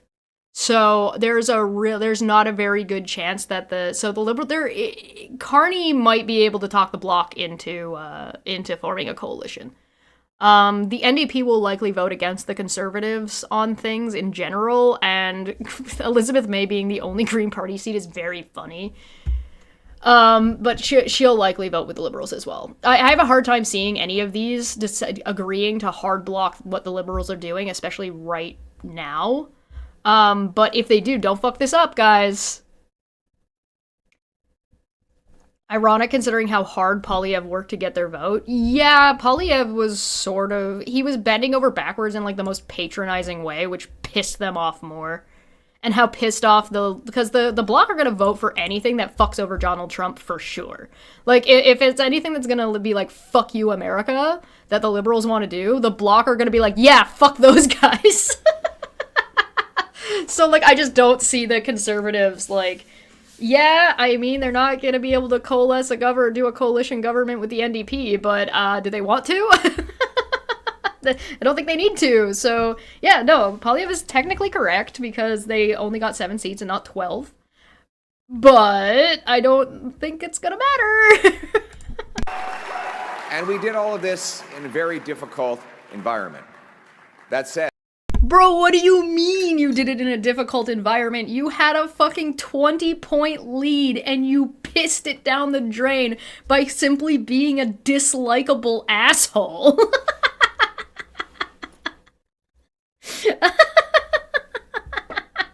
Guys, it was really difficult. We were winning so hard, and then suddenly Justin Trudeau was gone, and my life got really difficult all of a sudden.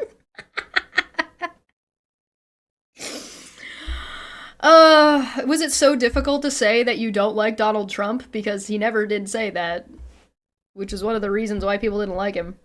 Ed, we are cognizant of the fact that we didn't quite get over the finish line yet. We know that change is needed, but change is hard to come by.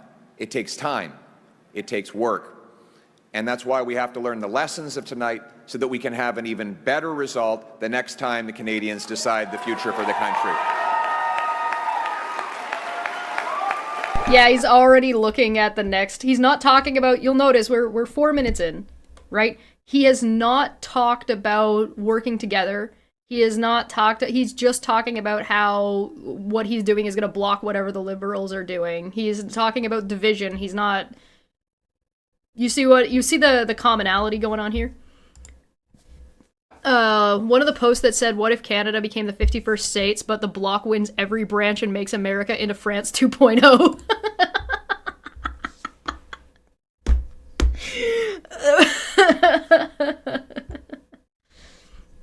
Someone needs to help Poilievre with his hairdo and his makeup. Well, you know.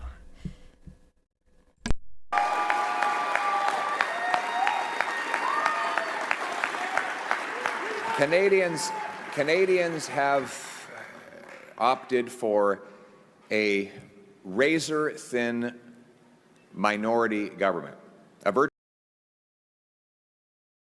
Why are you lying? That is not razor thin. a razor-thin minority it's razor-thin to being a majority. It is not razor-thin to being like maybe the conservatives with these numbers can't pass anything on their own. Hold on, let's see it, let's pretend for a second that the Bloc didn't fucking hate this man. And go 144 plus 22. Even with the Bloc voting with the conservatives, they do not have enough to, and all the conservatives agreed to vote a certain way, they do not have enough votes to vote out something from the liberals. So the liberals have 169, and 144 plus 22 is 166.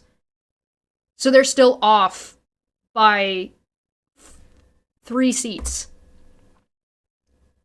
So razor thin would be like if all of the conservatives voted and they got like 2 votes from other people to block the liberals. This is a very strong minority, and the liberals only need 3 seats. Yeah. And the liberals are actually liked by the other parties, and the conservatives are infighting, and they've been infighting. Like, what do you mean razor thin? Like, you're lying about the... Okay, so, and now I'm back to I'm offended. And I'm offended because, like, we're back to Trump speech again. You're lying about the results of the election.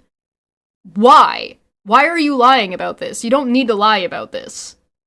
And, like, no, I think under normal circumstances, I'd be like, okay, whatever, he's just, like, trying to make it sound good for himself, fine. But when you have, like, oh my god, the election was stolen, and you've been copying Trump so much, I really don't, and, like, the fact that Poilievre was bringing up his fucking rally sizes, like, they fucking matter, I'm not, like, what the fuck?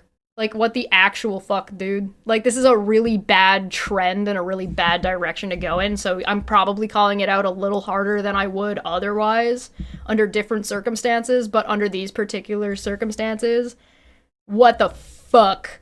No, I agree. I agree that BC and Ontario, specifically Ontario, fucked this up. I would blame a lot of Ontario for it. The rally that he held where there was nobody, yeah, that one. Where are the conservatives gone? I need some salt. Yeah, none of the conservatives have come by this stream for some reason.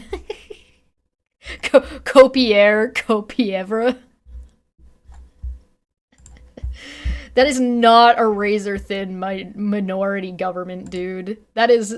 I'm not even looking at, like, CBC or anything. This is literally what is being showed by the BBC. This isn't even, like, my brother in Christ. This is the razor-thin part, not this. Definitely not this. Good God, man. Come on, dude. Virtual tie in the vote count.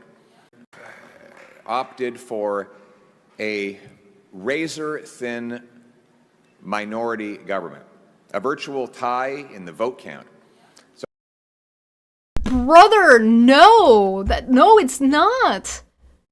This is not a virtual tie. This is plus 19 and -6. Look at the vote share and the vote seats. This is not a virtual tie. What the... Huh? These are not small numbers. These are...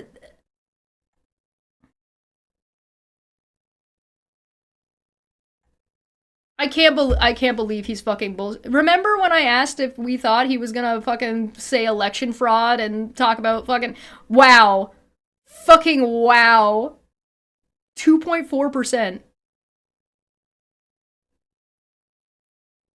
Holy shit. Unfucking real. Yeah, the Bloc and the Quebecois are at a virtual tie, and then the Bloc gets more of seat share, because of course they do, because they're in Quebec. Even this is a little bit closer, the Green Party and the People's Party. He's totally fucking do it.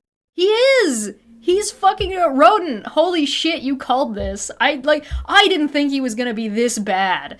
I was like, I'll probably say something, but holy shit, man. Unbelievable. Lying about the results, lying about the popular vote, lying about the numbers. Oh, God. Opted for a razor-thin minority government. A virtual tie. Tiny majority, or you mean tiny minority? Tiny minority, aka 470,000 people. It's just tiny. It's a tiny little margin, guys. Oh my god. In the vote count. So I would like to congratulate Prime Minister Carney on leading this minority government. No. Whoa. Hold on. Did you guys catch that? So people brought up Carney and people started booing, right? Unlike Carney's like when he was like, hey, thanks everybody, thank you for Poilievre, people clapped, like politely clapped. For Poilievre, they booed, but look, watch this. Prime Minister Carney on leading this minority government. No. He put his hand up and was saying no before the boos started. I'll play it again. Watch. A virtual tie in the vote count. So I would like to congratulate Prime Minister Carney on leading this minority government. No. Did you see that? Brother. He knows exactly the type of fucking hateful fucking people he's got that cannot, like, sore losers, bad sports, directed. Oh yeah, no, he was implying that they should boo. So absolutely directed. 8.564.200 versus 8.086.051 votes. That's 500,000 difference. Yeah. No, 500,000 is just small. I don't know what you mean. This is what he thinks to Canadians. He thinks you should hear his bullshit. You should believe it. Insulting Canadian intelligence. Sorry, but Canada isn't America. Yeah. He knows he knows his sheep voters. Yeah, razor thin. 500,000. Feline, are you mad? 2.4% of the total number of voters got very similar numbers. Yeah.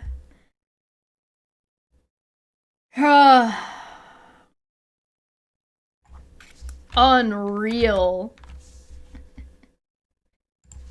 I don't mean mad in a bad way. I don't mean mad derogatory. Prime Minister Carney on leading this minority government. No. We'll have plenty of... No. He doesn't even try. He's not even like, hey, listen, that's not appropriate. He won fair and square. Let's be good sports about this. This is about Canadian unity. No, he's divisive. He's a divisive asshole. And the Conservatives that voted for him are fine with it. They want that shit. Fuck you guys. Actually, like, you fucking sore-ass losers. Good God. Yeah, started with an audio track. He's got canned laughter. We have opportunity to debate and disagree, but tonight we come together as Canadians. We will do our job. Yes, we will do our job to hold the government to account. But first, see, they're booing Carney and applauding divisiveness. That's what's happening here. Losing by the entire population of Newfoundland. Yeah. Congratulate people. Yeah, the Liberals swept the Maritimes. From all political backgrounds on participating in the democratic process. And as I said, while we will do our constitutional duty of holding government to account and proposing better alternatives, we will always put Canada first as we stare down tariffs and other irresponsible threats from President Trump. Conservatives will work with the Prime Minister and all parties. That's the first time I've heard him bring up Trump. And I've watched a lot of election coverage. I think that's the first time we've heard him say Trump by name on screen. With the common goal of defending Canada's interests and getting a new trade deal that puts these tariffs behind us while protecting our sovereignty and the Canadian people. That seems tone deaf to me. That seems tone deaf specifically because these tariffs are already illegal, and we already had trade agreements that are being broken. So by doing these tariffs, so it sounds weak. It sounds weak to me.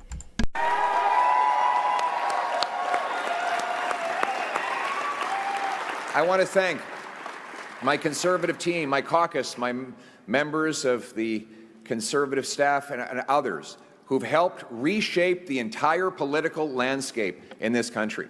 Conservatives have achieved. Oh, the fact that they're going out of their way to acknowledge that they fucked up our fucking political system, and they're proud of it. They're happy that they fucking did this shitty-ass coalition to win elections and they're still losing. Yeah, we've shifted the fucking landscape by being assholes and not actually participating in identity politics and slander, as opposed to actually arguing about policy. Yeah, no, fuck you. And, like, now we have fucking Nazi flags. Thanks! Thanks, Polyev. Yeah, great. Ooh, yay. I'm so happy. Fuck. Achieved major breakthroughs tonight. We brought in record support from blue-collar and unionized workers. Did you?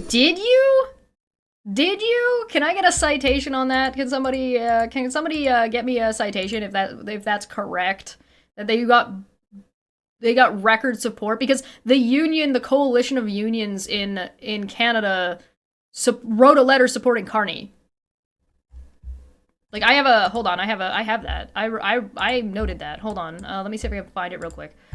Oh, that's cute. Oh, that's cute. Was there that pic? Can I see that? Oh, it's Justin Trudeau giving Zelensky a hug. No, that's adorable. Not what I'm looking for, but that's lovely. I like that. That's nice. What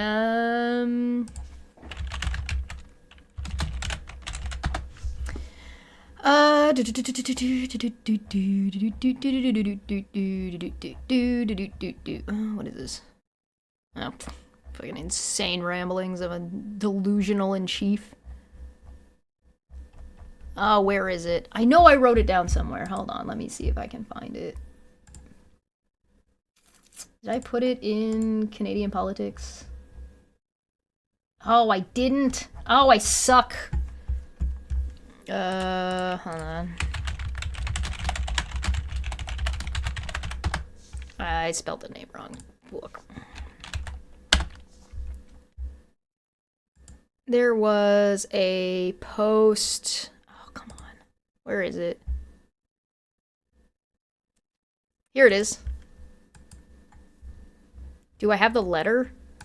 I don't know if I have the actual letter, but it says the Canadian unions to Carney. They sent Canadian Labour Congress, LCL, immediate and divisive action, blah, blah, blah, blah, blah, blah. They sent a letter. Yeah, Canada's union have sent a letter to Prime Minister designate Mark Carney. They posted... I want the actual letter. Hold on.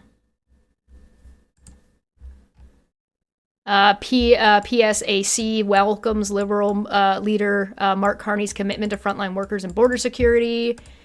So yeah, no, the unions are not on Poilievre's side. So unless he has some kind of other citation to validate that. This article is from April 29th, by the way. It's like a nation that Trump could never break. Canada didn't just resist. They reminded the rest of us how to endure. I've never walked on your streets. I've never seen your beautiful lakes. I don't know. I don't really know your provinces, your debates, to your daily worries. But this morning, from a war zone half a world away, I was reading about your election, and for the first time in days, I exhaled a small, almost invisible breath of relief. Here even feels like a gift, and then came gratitude, because you chose not just a leader. You didn't just choose kindness or experience. You chose to reject stupidity. You chose to not to flirt with fascism. And from where I write, in a place still paying the price for what happens when others flirt with fascism abroad, I want to say this clearly. You, my Canadian friends, you chose goodness in a collapsing world, and you saved more than just your country. You saved a piece of hope for all of us.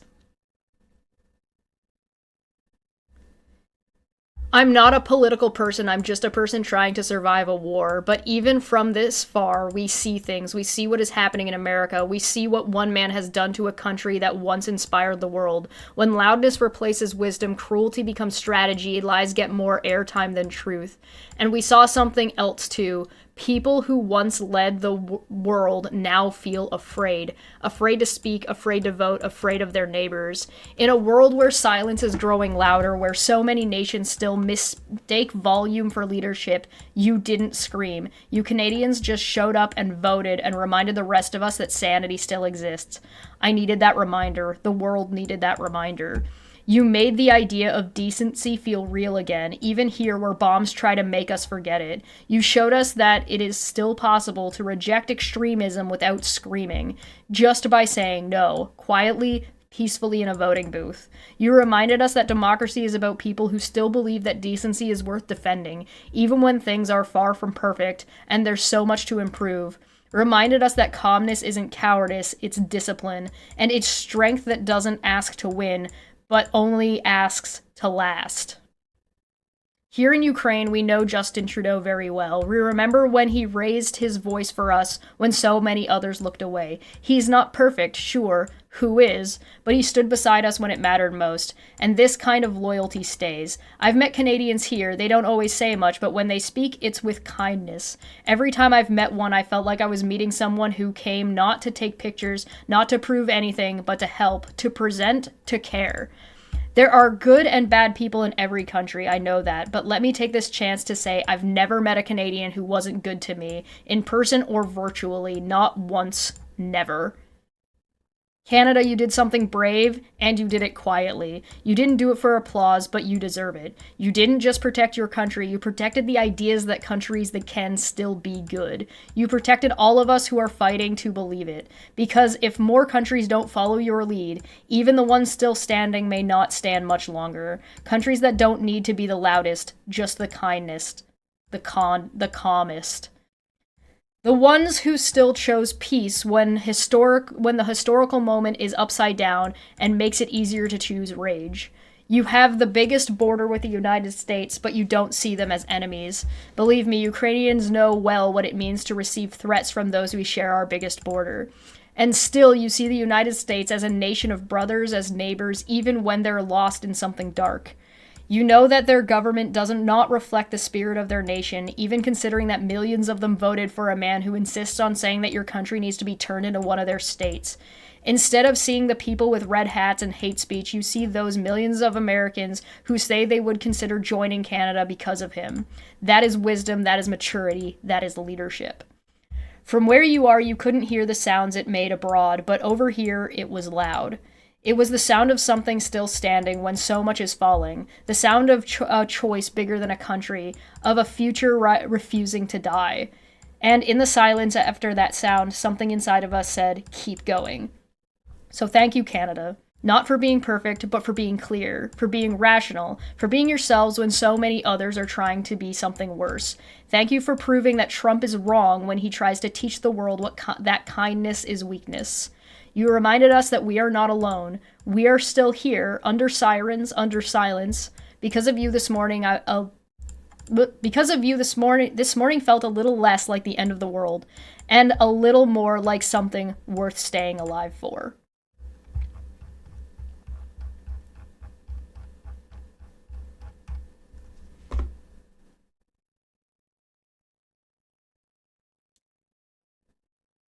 Canada has been very, very involved in Ukraine. Poilievre wanted to get rid of that foreign aid and get rid of what was going on with Ukraine and would have left Ukraine stranded.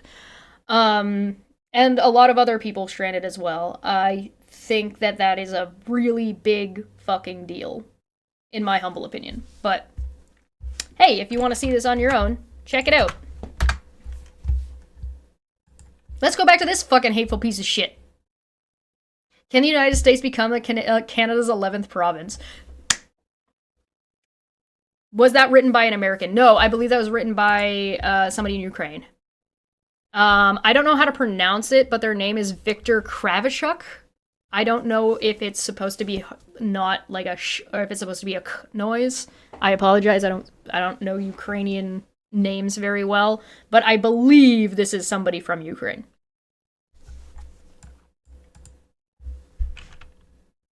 Check the link if you want to find out more about them. Excuse me. All right. Shall we continue listening to this hateful, sore loser? New Canadians. We gave voices to countless people across the unical landscape. Oh, right. He's saying that fucking people who he was speaking against, like foreigners and immigrants and unions, were actually voting for him, and we were looking for a citation for that and didn't find one. In this country, Conservatives have achieved major breakthroughs tonight. We brought in record support from blue-collar and unionized workers, youth, New Canadians. We gave voices to countless people across this country who've been left out and left behind for far too long. We won the... What? How are the Conservatives being left behind? Like, what are you talking about? You're the most entitled fucking losers I've ever seen. Who've been left out and left behind for far... Oh, Tom, you missed it. He was lying about the results of the election earlier. Ugh, he's not a Loki. Loki's funny. Loki is fun. Loki's smart. This dude is like a rock. It would be insane if Canada added 50 provinces. Look, we can talk about that another time, but I think that we should just take we should just take the border, the southern border for us, the northern border for America, and just shift it down. Like, just shift it down a little bit. Not a whole ton, just like through, like, midway through your northernmost states. And then just give people an opportunity to either move upwards or move downwards. Right? And then, like, you know what I mean? You know what I'm saying? Take off, eh? Yeah, yeah. People across this country who've been left out and left behind for far too long. We won the big debates of our time on the carbon tax, on inflation, on housing, on the drug crisis, on crime. Conservatives... What? What? What? How? What debate about drugs? Drugs bad. We need to help people. How did you win that? What debate? About how to help people? Because you didn't win that. Inflation? Housing? What? This whole time he's been calling him carbon tax Carney. Carney wins and now he's like, we won on the carbon tax, even though Carney cut the carbon tax on his first day in office, and then Poilievre decided to lie about it. Yeah, this is delusional. This is Delulu.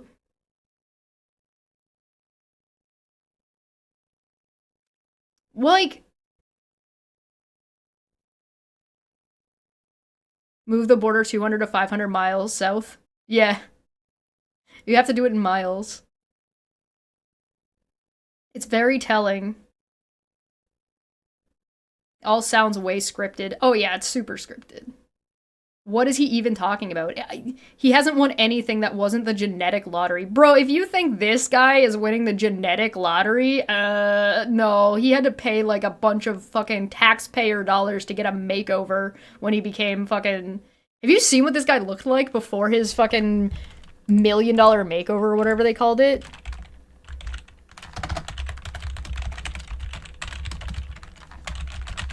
Well done.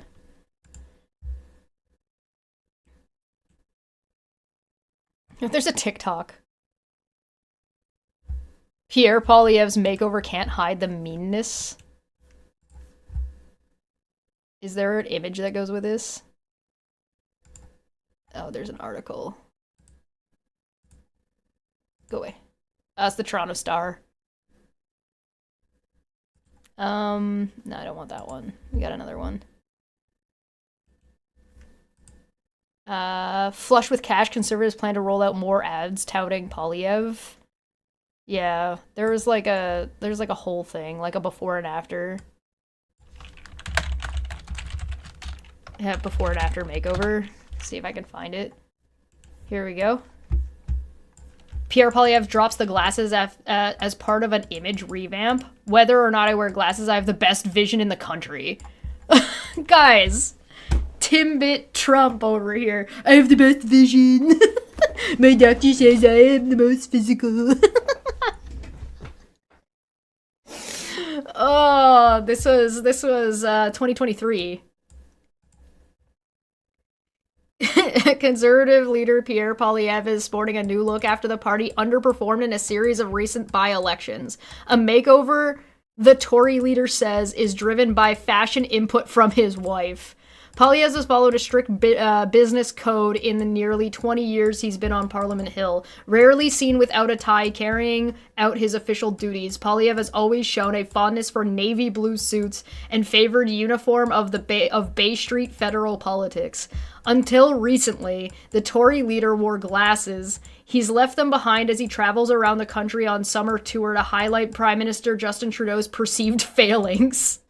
The new look affects shortly after the party narrowly held the London area riding of Oxford, Ontario, seen as a conservative stronghold, while putting up a poor showing in potentially winnable suburban seats, Winnipeg South Centre in June by-elections. Speaking to reporters at a press conference in Niagara Falls, Ontario on Wednesday, Poilievre acknowledged that he's undergone a modest makeover.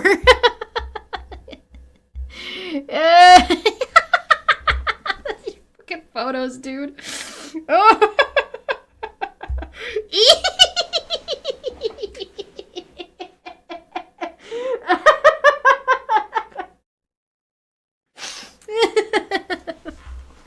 Brother.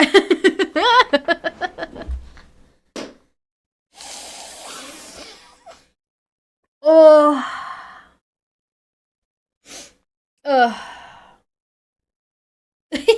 If you move the border a bit south, Elon would claim to be making the northern US more efficient.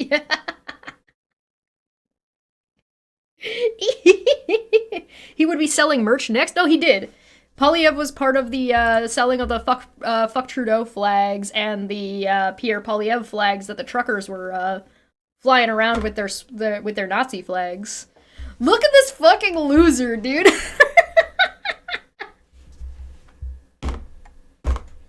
Why did he look like Phoenix Wright? Objection! Why does he look orange? Oh, good God, man.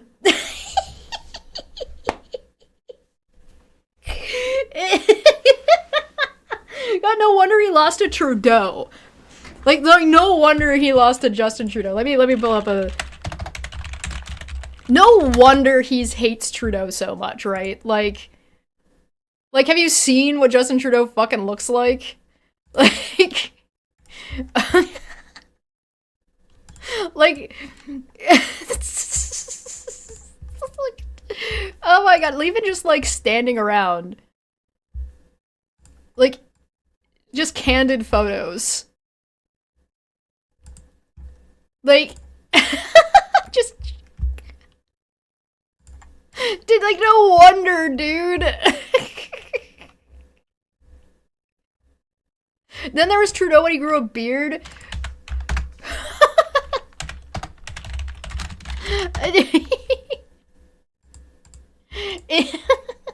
Like, look at this man. And then be like, yeah, gee, I can't imagine. I can't imagine why this guy fucking beat out fucking this guy. I can't imagine why this guy fucking here really doesn't like this guy over here. Like...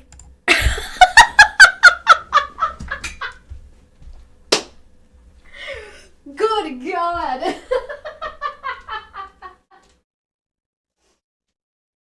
Oh my God. Oh. No wonder fucking Pierre Poilievre is so fucking popular with fucking incel loser men that fucking can't get a fucking girlfriend.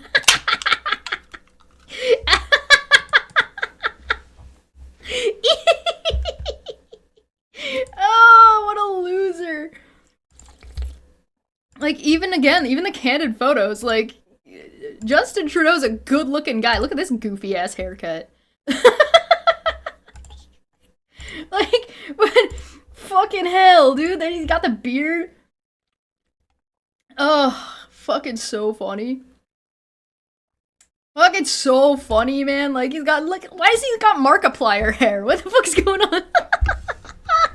A GQ model versus, actually. Oh my god, like... By the way, Justin Trudeau, as far as I know, is actually still in politics. Like, he's still got his, like, he's still holding a seat, if I remember correctly. Maybe I'm wrong, I'd have to double check, but, like... Yeah, now he's lost to Carney. Yeah, hold on.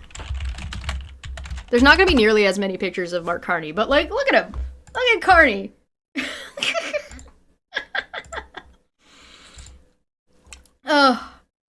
Carney's got charisma, man. He's got the riz. Look at him. He's fucking funny, man. Alright, anyway, back to this fucking loser. What is he saying? I forget what he's talking about. Oh yeah, he claims to have won debates and won on major issues, and no he hasn't. That's just a lie. He hasn't won dick shit anything. They've been leading the debate, and we will continue to put forward the best arguments to improve the lives of our people right across this country. But we will. Oh really? You're gonna continue to use the best argument? Your best argument being fuck Trudeau? Who's not even there? Hey, next question. Hey, Polyev, how are you gonna make an argument when you don't hold a seat in Parliament? It's the best arguments. We have the best debates.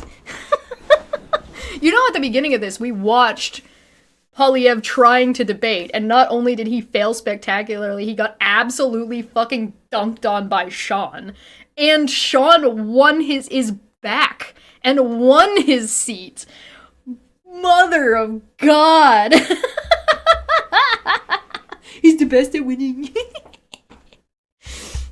Trudeau is no longer in politics. Oh, did he leave his seat? Did he give his seat to... is that Carney's seat? Hold on. Let me pull it up. Let me look. Good.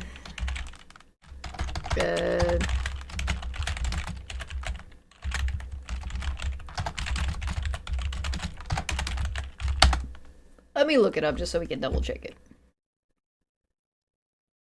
Okay, there we go. Yeah, Justin Trudeau is no longer holding a parliament seat. He retired from politics. So he resigned as party leader, but also left parliament. So yeah, he's gone. He's gone.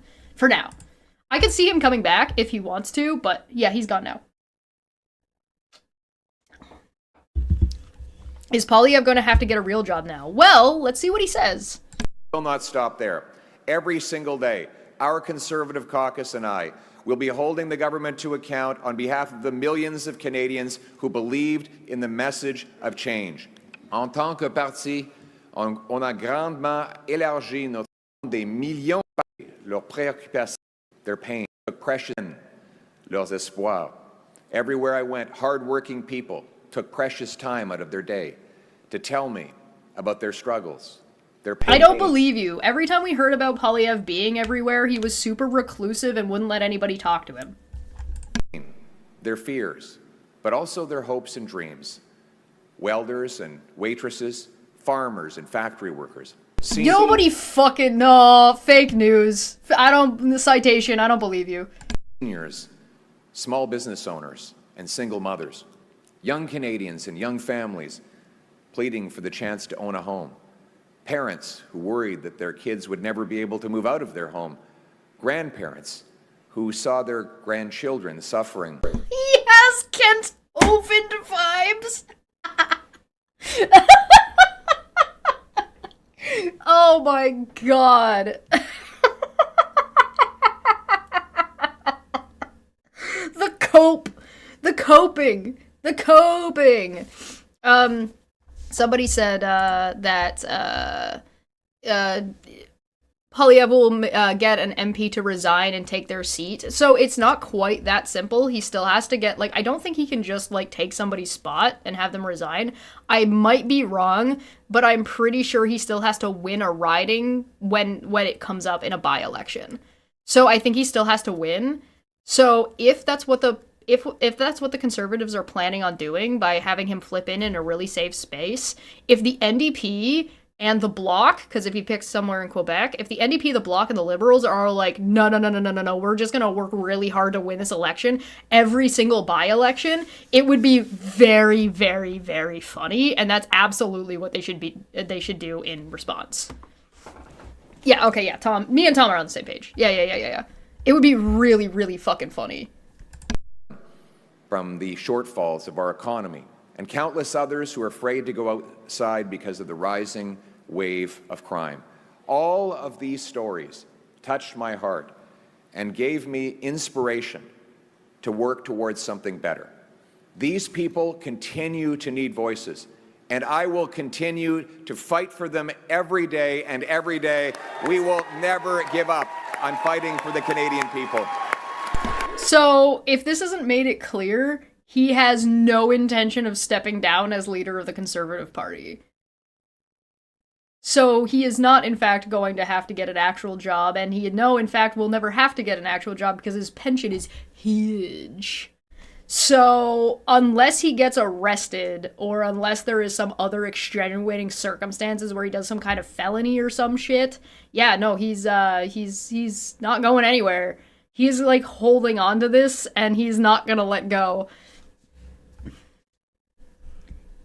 Those people he paid to boo.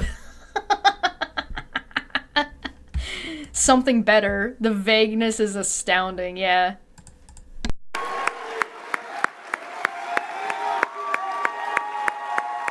Thank you. Tom says that Conservative MPs would have to grow a spine. Yes, and there are some that have. There's a handful of Conservatives who are, like, infighting with Pierre Poilievre right now. So, we'll see what it looks like after the election. I think that as much as he's going to be trying to hold on to this, I think it's going to cause a lot of infighting, and I think that infighting might end up causing the Conservative parties to lose seats in by-elections. But I don't know for sure. We'll see. I don't know. That's out. That's out a little bit.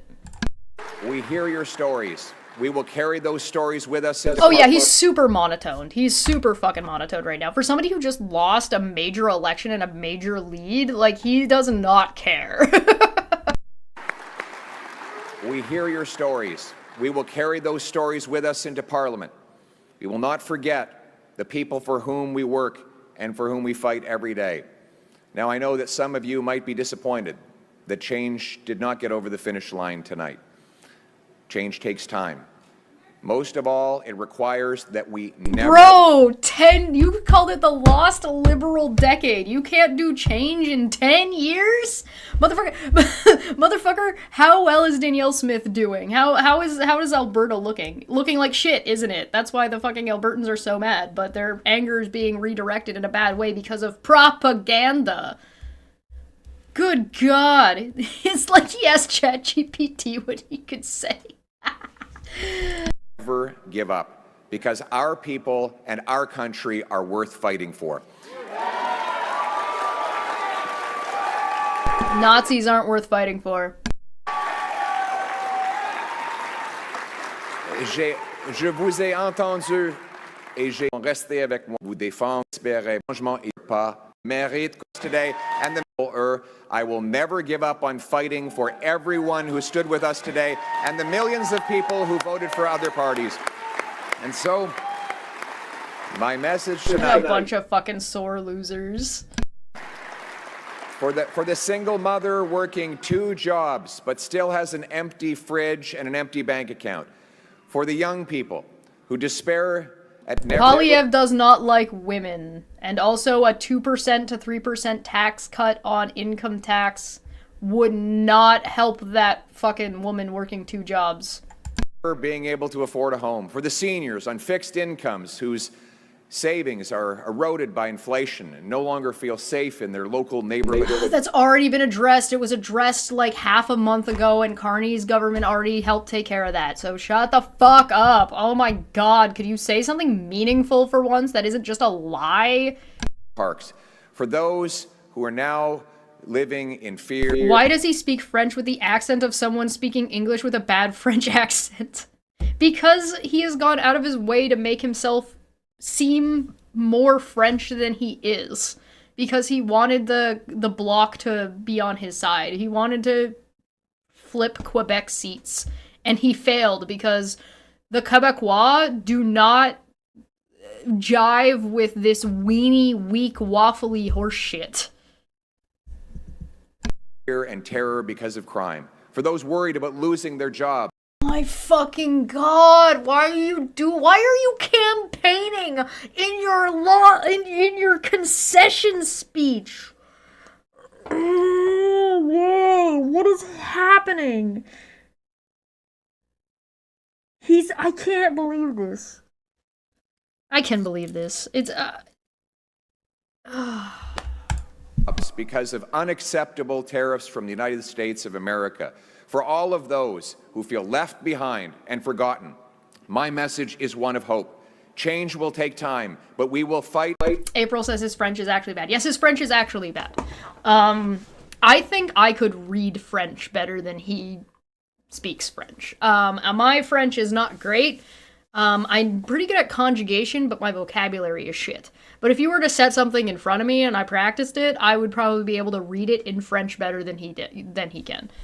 For that change, and we will deliver that change. Jeffrey Babyface Beta. Those who feel left behind and forgotten, my message is one of hope. Change will take time, but we will fight for that change. Literally nothing he says has been hope directed. Everything he has said has been hateful and divisive so far. And we will deliver that change. And we will never give up on fighting for the great Canadian promise that anyone from anywhere can achieve anything. That hard work gets you a great life in a beautiful house on a safe street protected by our brave troops under our... I don't want the military on my fucking street. I don't want a military state, you fucking Goomba. Our proud flag. Canada first, Canada always. Let's bring it home. Thank you very much, Canada. Merci beaucoup, Canada. Oh my god, what a fucking loser. Alright, I have one more thing to show you where XMP Pierre Poilievre refuses to reach out to his... Let's bring in the Parliamentary Bureau Chief here for Radio Canada. Shut the fuck up.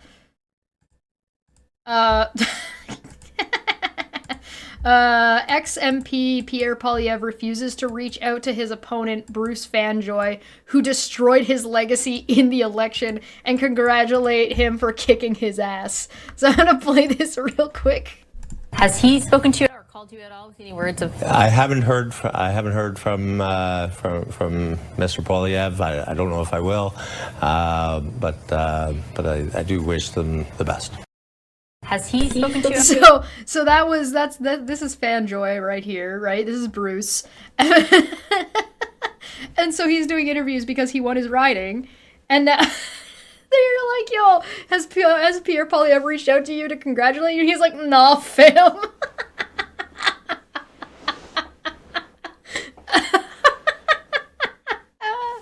Well, I think that Bruce needs to do some interviews talking about how he won Poilievre's riding, how he successfully flipped it, how, like, what he did, so that way it can be replicated.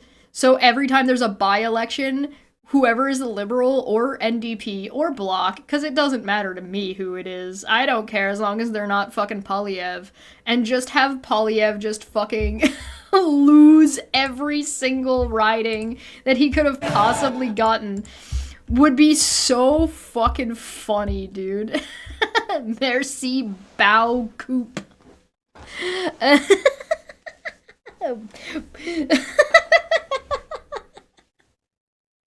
God, he's such a fucking loser. One bootlicker in Alberta has already offered their seat. Yeah, but it's also gonna be really funny to see, like, Poilievre have to get another makeover, so that way he can match the aesthetic for Alberta as opposed to trying to match the aesthetic for Quebec. Because that's what he was trying to do, right? The dude is trying to chameleon his way around, and it's like, it's just not working. So I would love to see the what if he loses again? Yeah, exactly. What if he loses again? What if every time there's a by-election and they try to get Poilievre a fucking parliament seat, he just fucking loses? We'd love to see it. We'd love to see it. So that was the speeches. I think you can tell that okay, it's fair to think that there's going to be a pretty big like vibe difference between the group that won and the group that lost. However, Poilievre and his crew and the Conservatives are sore fucking losers. And, like, that's sort of the end of it. They're just sort of fucking sore losers. And you know what? I'm, like, in the long run, it might be better that there is a minority rather than a majority, and give everybody else the opportunity to continue to pick away at the Conservative core base, because that's what needs to happen. Because I think I like to hope that most Conservatives don't actually agree with these types of policies, but they're having like an identity crisis. And so what I hope to see in these very, very blue places, I hope to see orange and red show up and be like, listen, you don't have to do this. You don't have to be so devoted to somebody that you vote against your principles. We are putting forward your principles and what you actually want, so vote for us instead. If I were head of the media company in Canada that was pro-liberal, I would have had my reporters to get Poilievre to answer complex questions in French as much as possible. So that would have been great, but Poilievre wasn't doing that. He was staging questions. He didn't let anybody fucking ask questions. He was limiting media access super duper hard, and the questions were all pre-approved questions. And he was only answering 4 with 0 follow-up. And he refused to take questions from certain media groups. So, like, I agree with you, and I do think that they would have done that, but they weren't allowed to. Like, he refused to let them. So I didn't think that was so bad. I didn't love it, but it was infinitely more humble than his campaign speeches. Really? Because it sounded kind of the same as campaign speeches. Claiming victories where he doesn't have any fucking... I guess it's not as bad as I thought it could have been, but it was definitely worse than I thought it was going to be. Minority of Liberal Party, NDP, Green is way different than a government propped up by the Bloc. Well, this is the thing. You're right, absolutely. But with these numbers, you're looking at a fucking... Liberals are gonna get... Like, again, the Bloc Québécois fucking hate Poilievre. Fucking hate him. So, like, looking at the way these numbers are gonna... I don't think it's outside of the range of possibility that we see a coalition between the Bloc and the Liberals. Which would give them such a massive majority.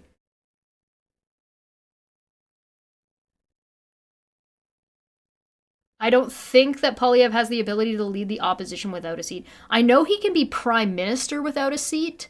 I don't know if he can... That's a good question. Yeah, double check, because that's a good point. I don't know if he can lead the opposition without a seat. It was super copy in the fastest speech I've heard in a while.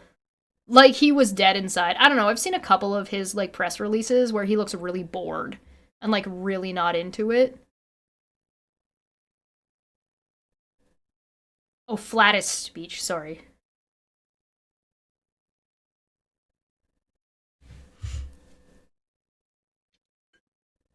I don't know, we'll see. We'll see where things go from here. I think ultimately this is a huge win for the Liberals.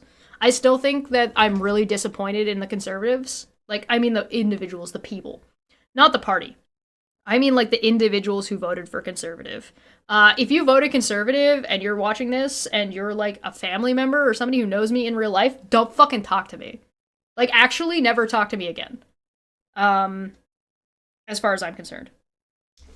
Because I will bully you. Like, I'm not splitting hairs on this. I'm not gonna let it go. Because all you're telling me is that Nazis weren't a line in the sand for you. And that's actually disgusting.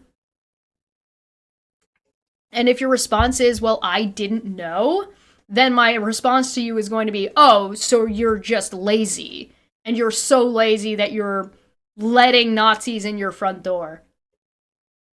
Like, that's almost worse, as far as I'm concerned. But that's just my IRL life. If you're a conservative and you want to try to have this fucking conversation, by all means, prove to me you know how to have a conversation, and then we can talk. Basically, as an autopilot. Yeah, you missed the beginning of the stream, Letty. The beginning of the stream, we showed Polyev debating Sean. Sean is a maritimer MP, and he had retired. Like, he had dropped out. He had retired. He had left politics, and he got a call from Carney from Carney's campaign to be like, "Hey, would you be willing to run again?" And he was like, "Yeah, all right." So he came back and ran, and he won his riding. And his riding was going to flip. His riding was going to, because he wasn't there. So somebody else, like the other liberal, from my understanding, wasn't projected to win. So he came back, he won his riding, and Polyev has lost his seat. So now Sean gets to debate him with him not having a seat. Quote, "I don't know" was not an excuse for German citizens either. They were shown the camps, they were shown the bodies all right after the war. Citizens were shown it directly. Yeah, no, absolutely. It's not an excuse. Not knowing is, especially in such a big election with so much national news and international news. Like, it'd be one thing if this was a smaller election. It'd be one thing if this election wasn't so tied directly to, like, the tariffs and things that are directly related to your day-to-day life, that there's no possible way that you didn't hear about anything. In the age of the internet, yeah, no, you have no excuse.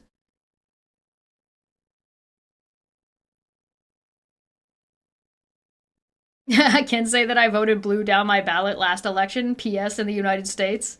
Yeah, go figure.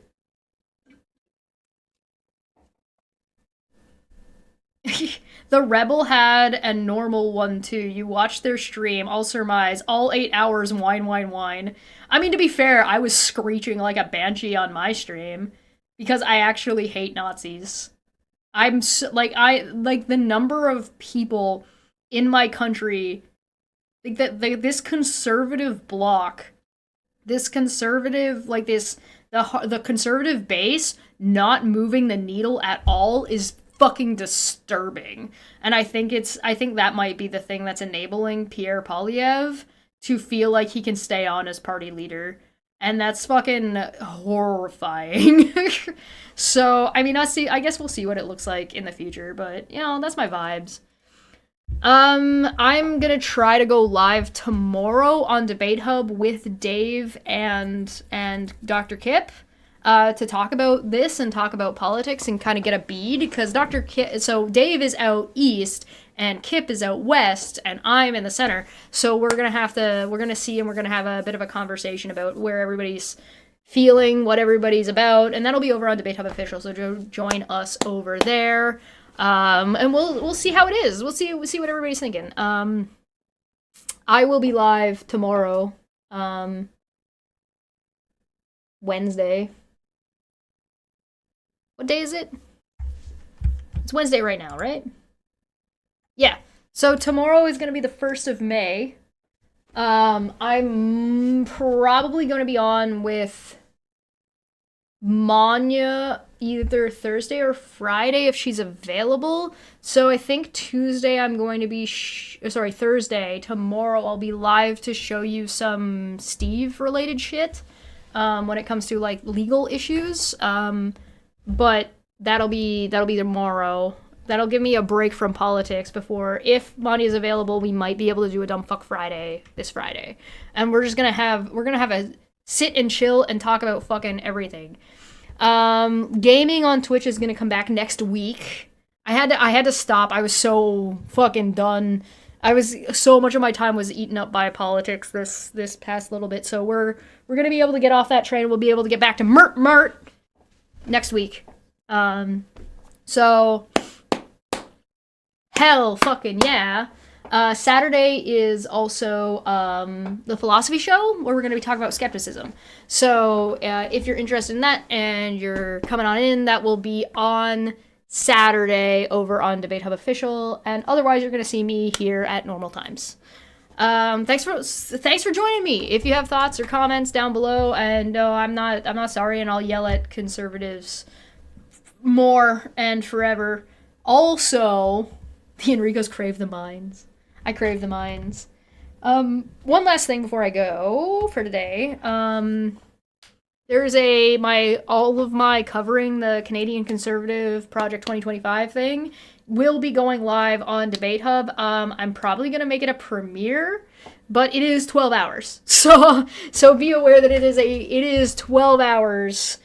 Good God. And if you, what I'm also going to do is I'm also going to edit out all of the times that I'm just like cutting from one thing to another, because that's like where all the funny is.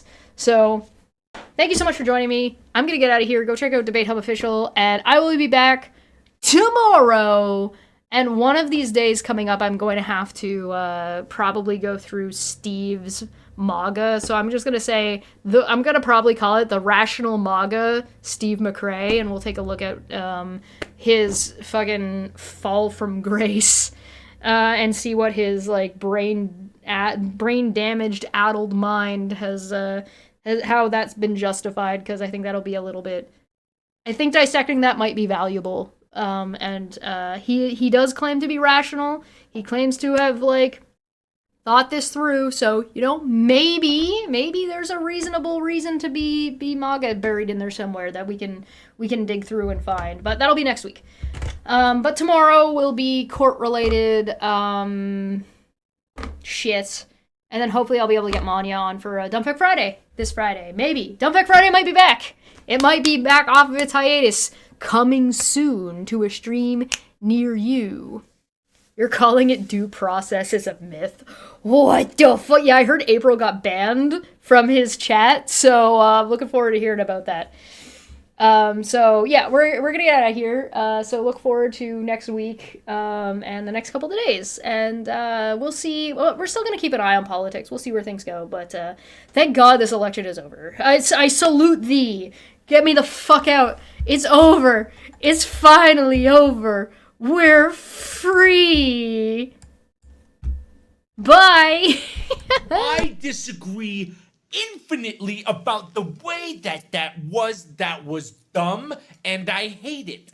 And I hate it. By the way, I hate it. I think it's dumb, and I hate it. And I think that it's dumb, and it's stupid.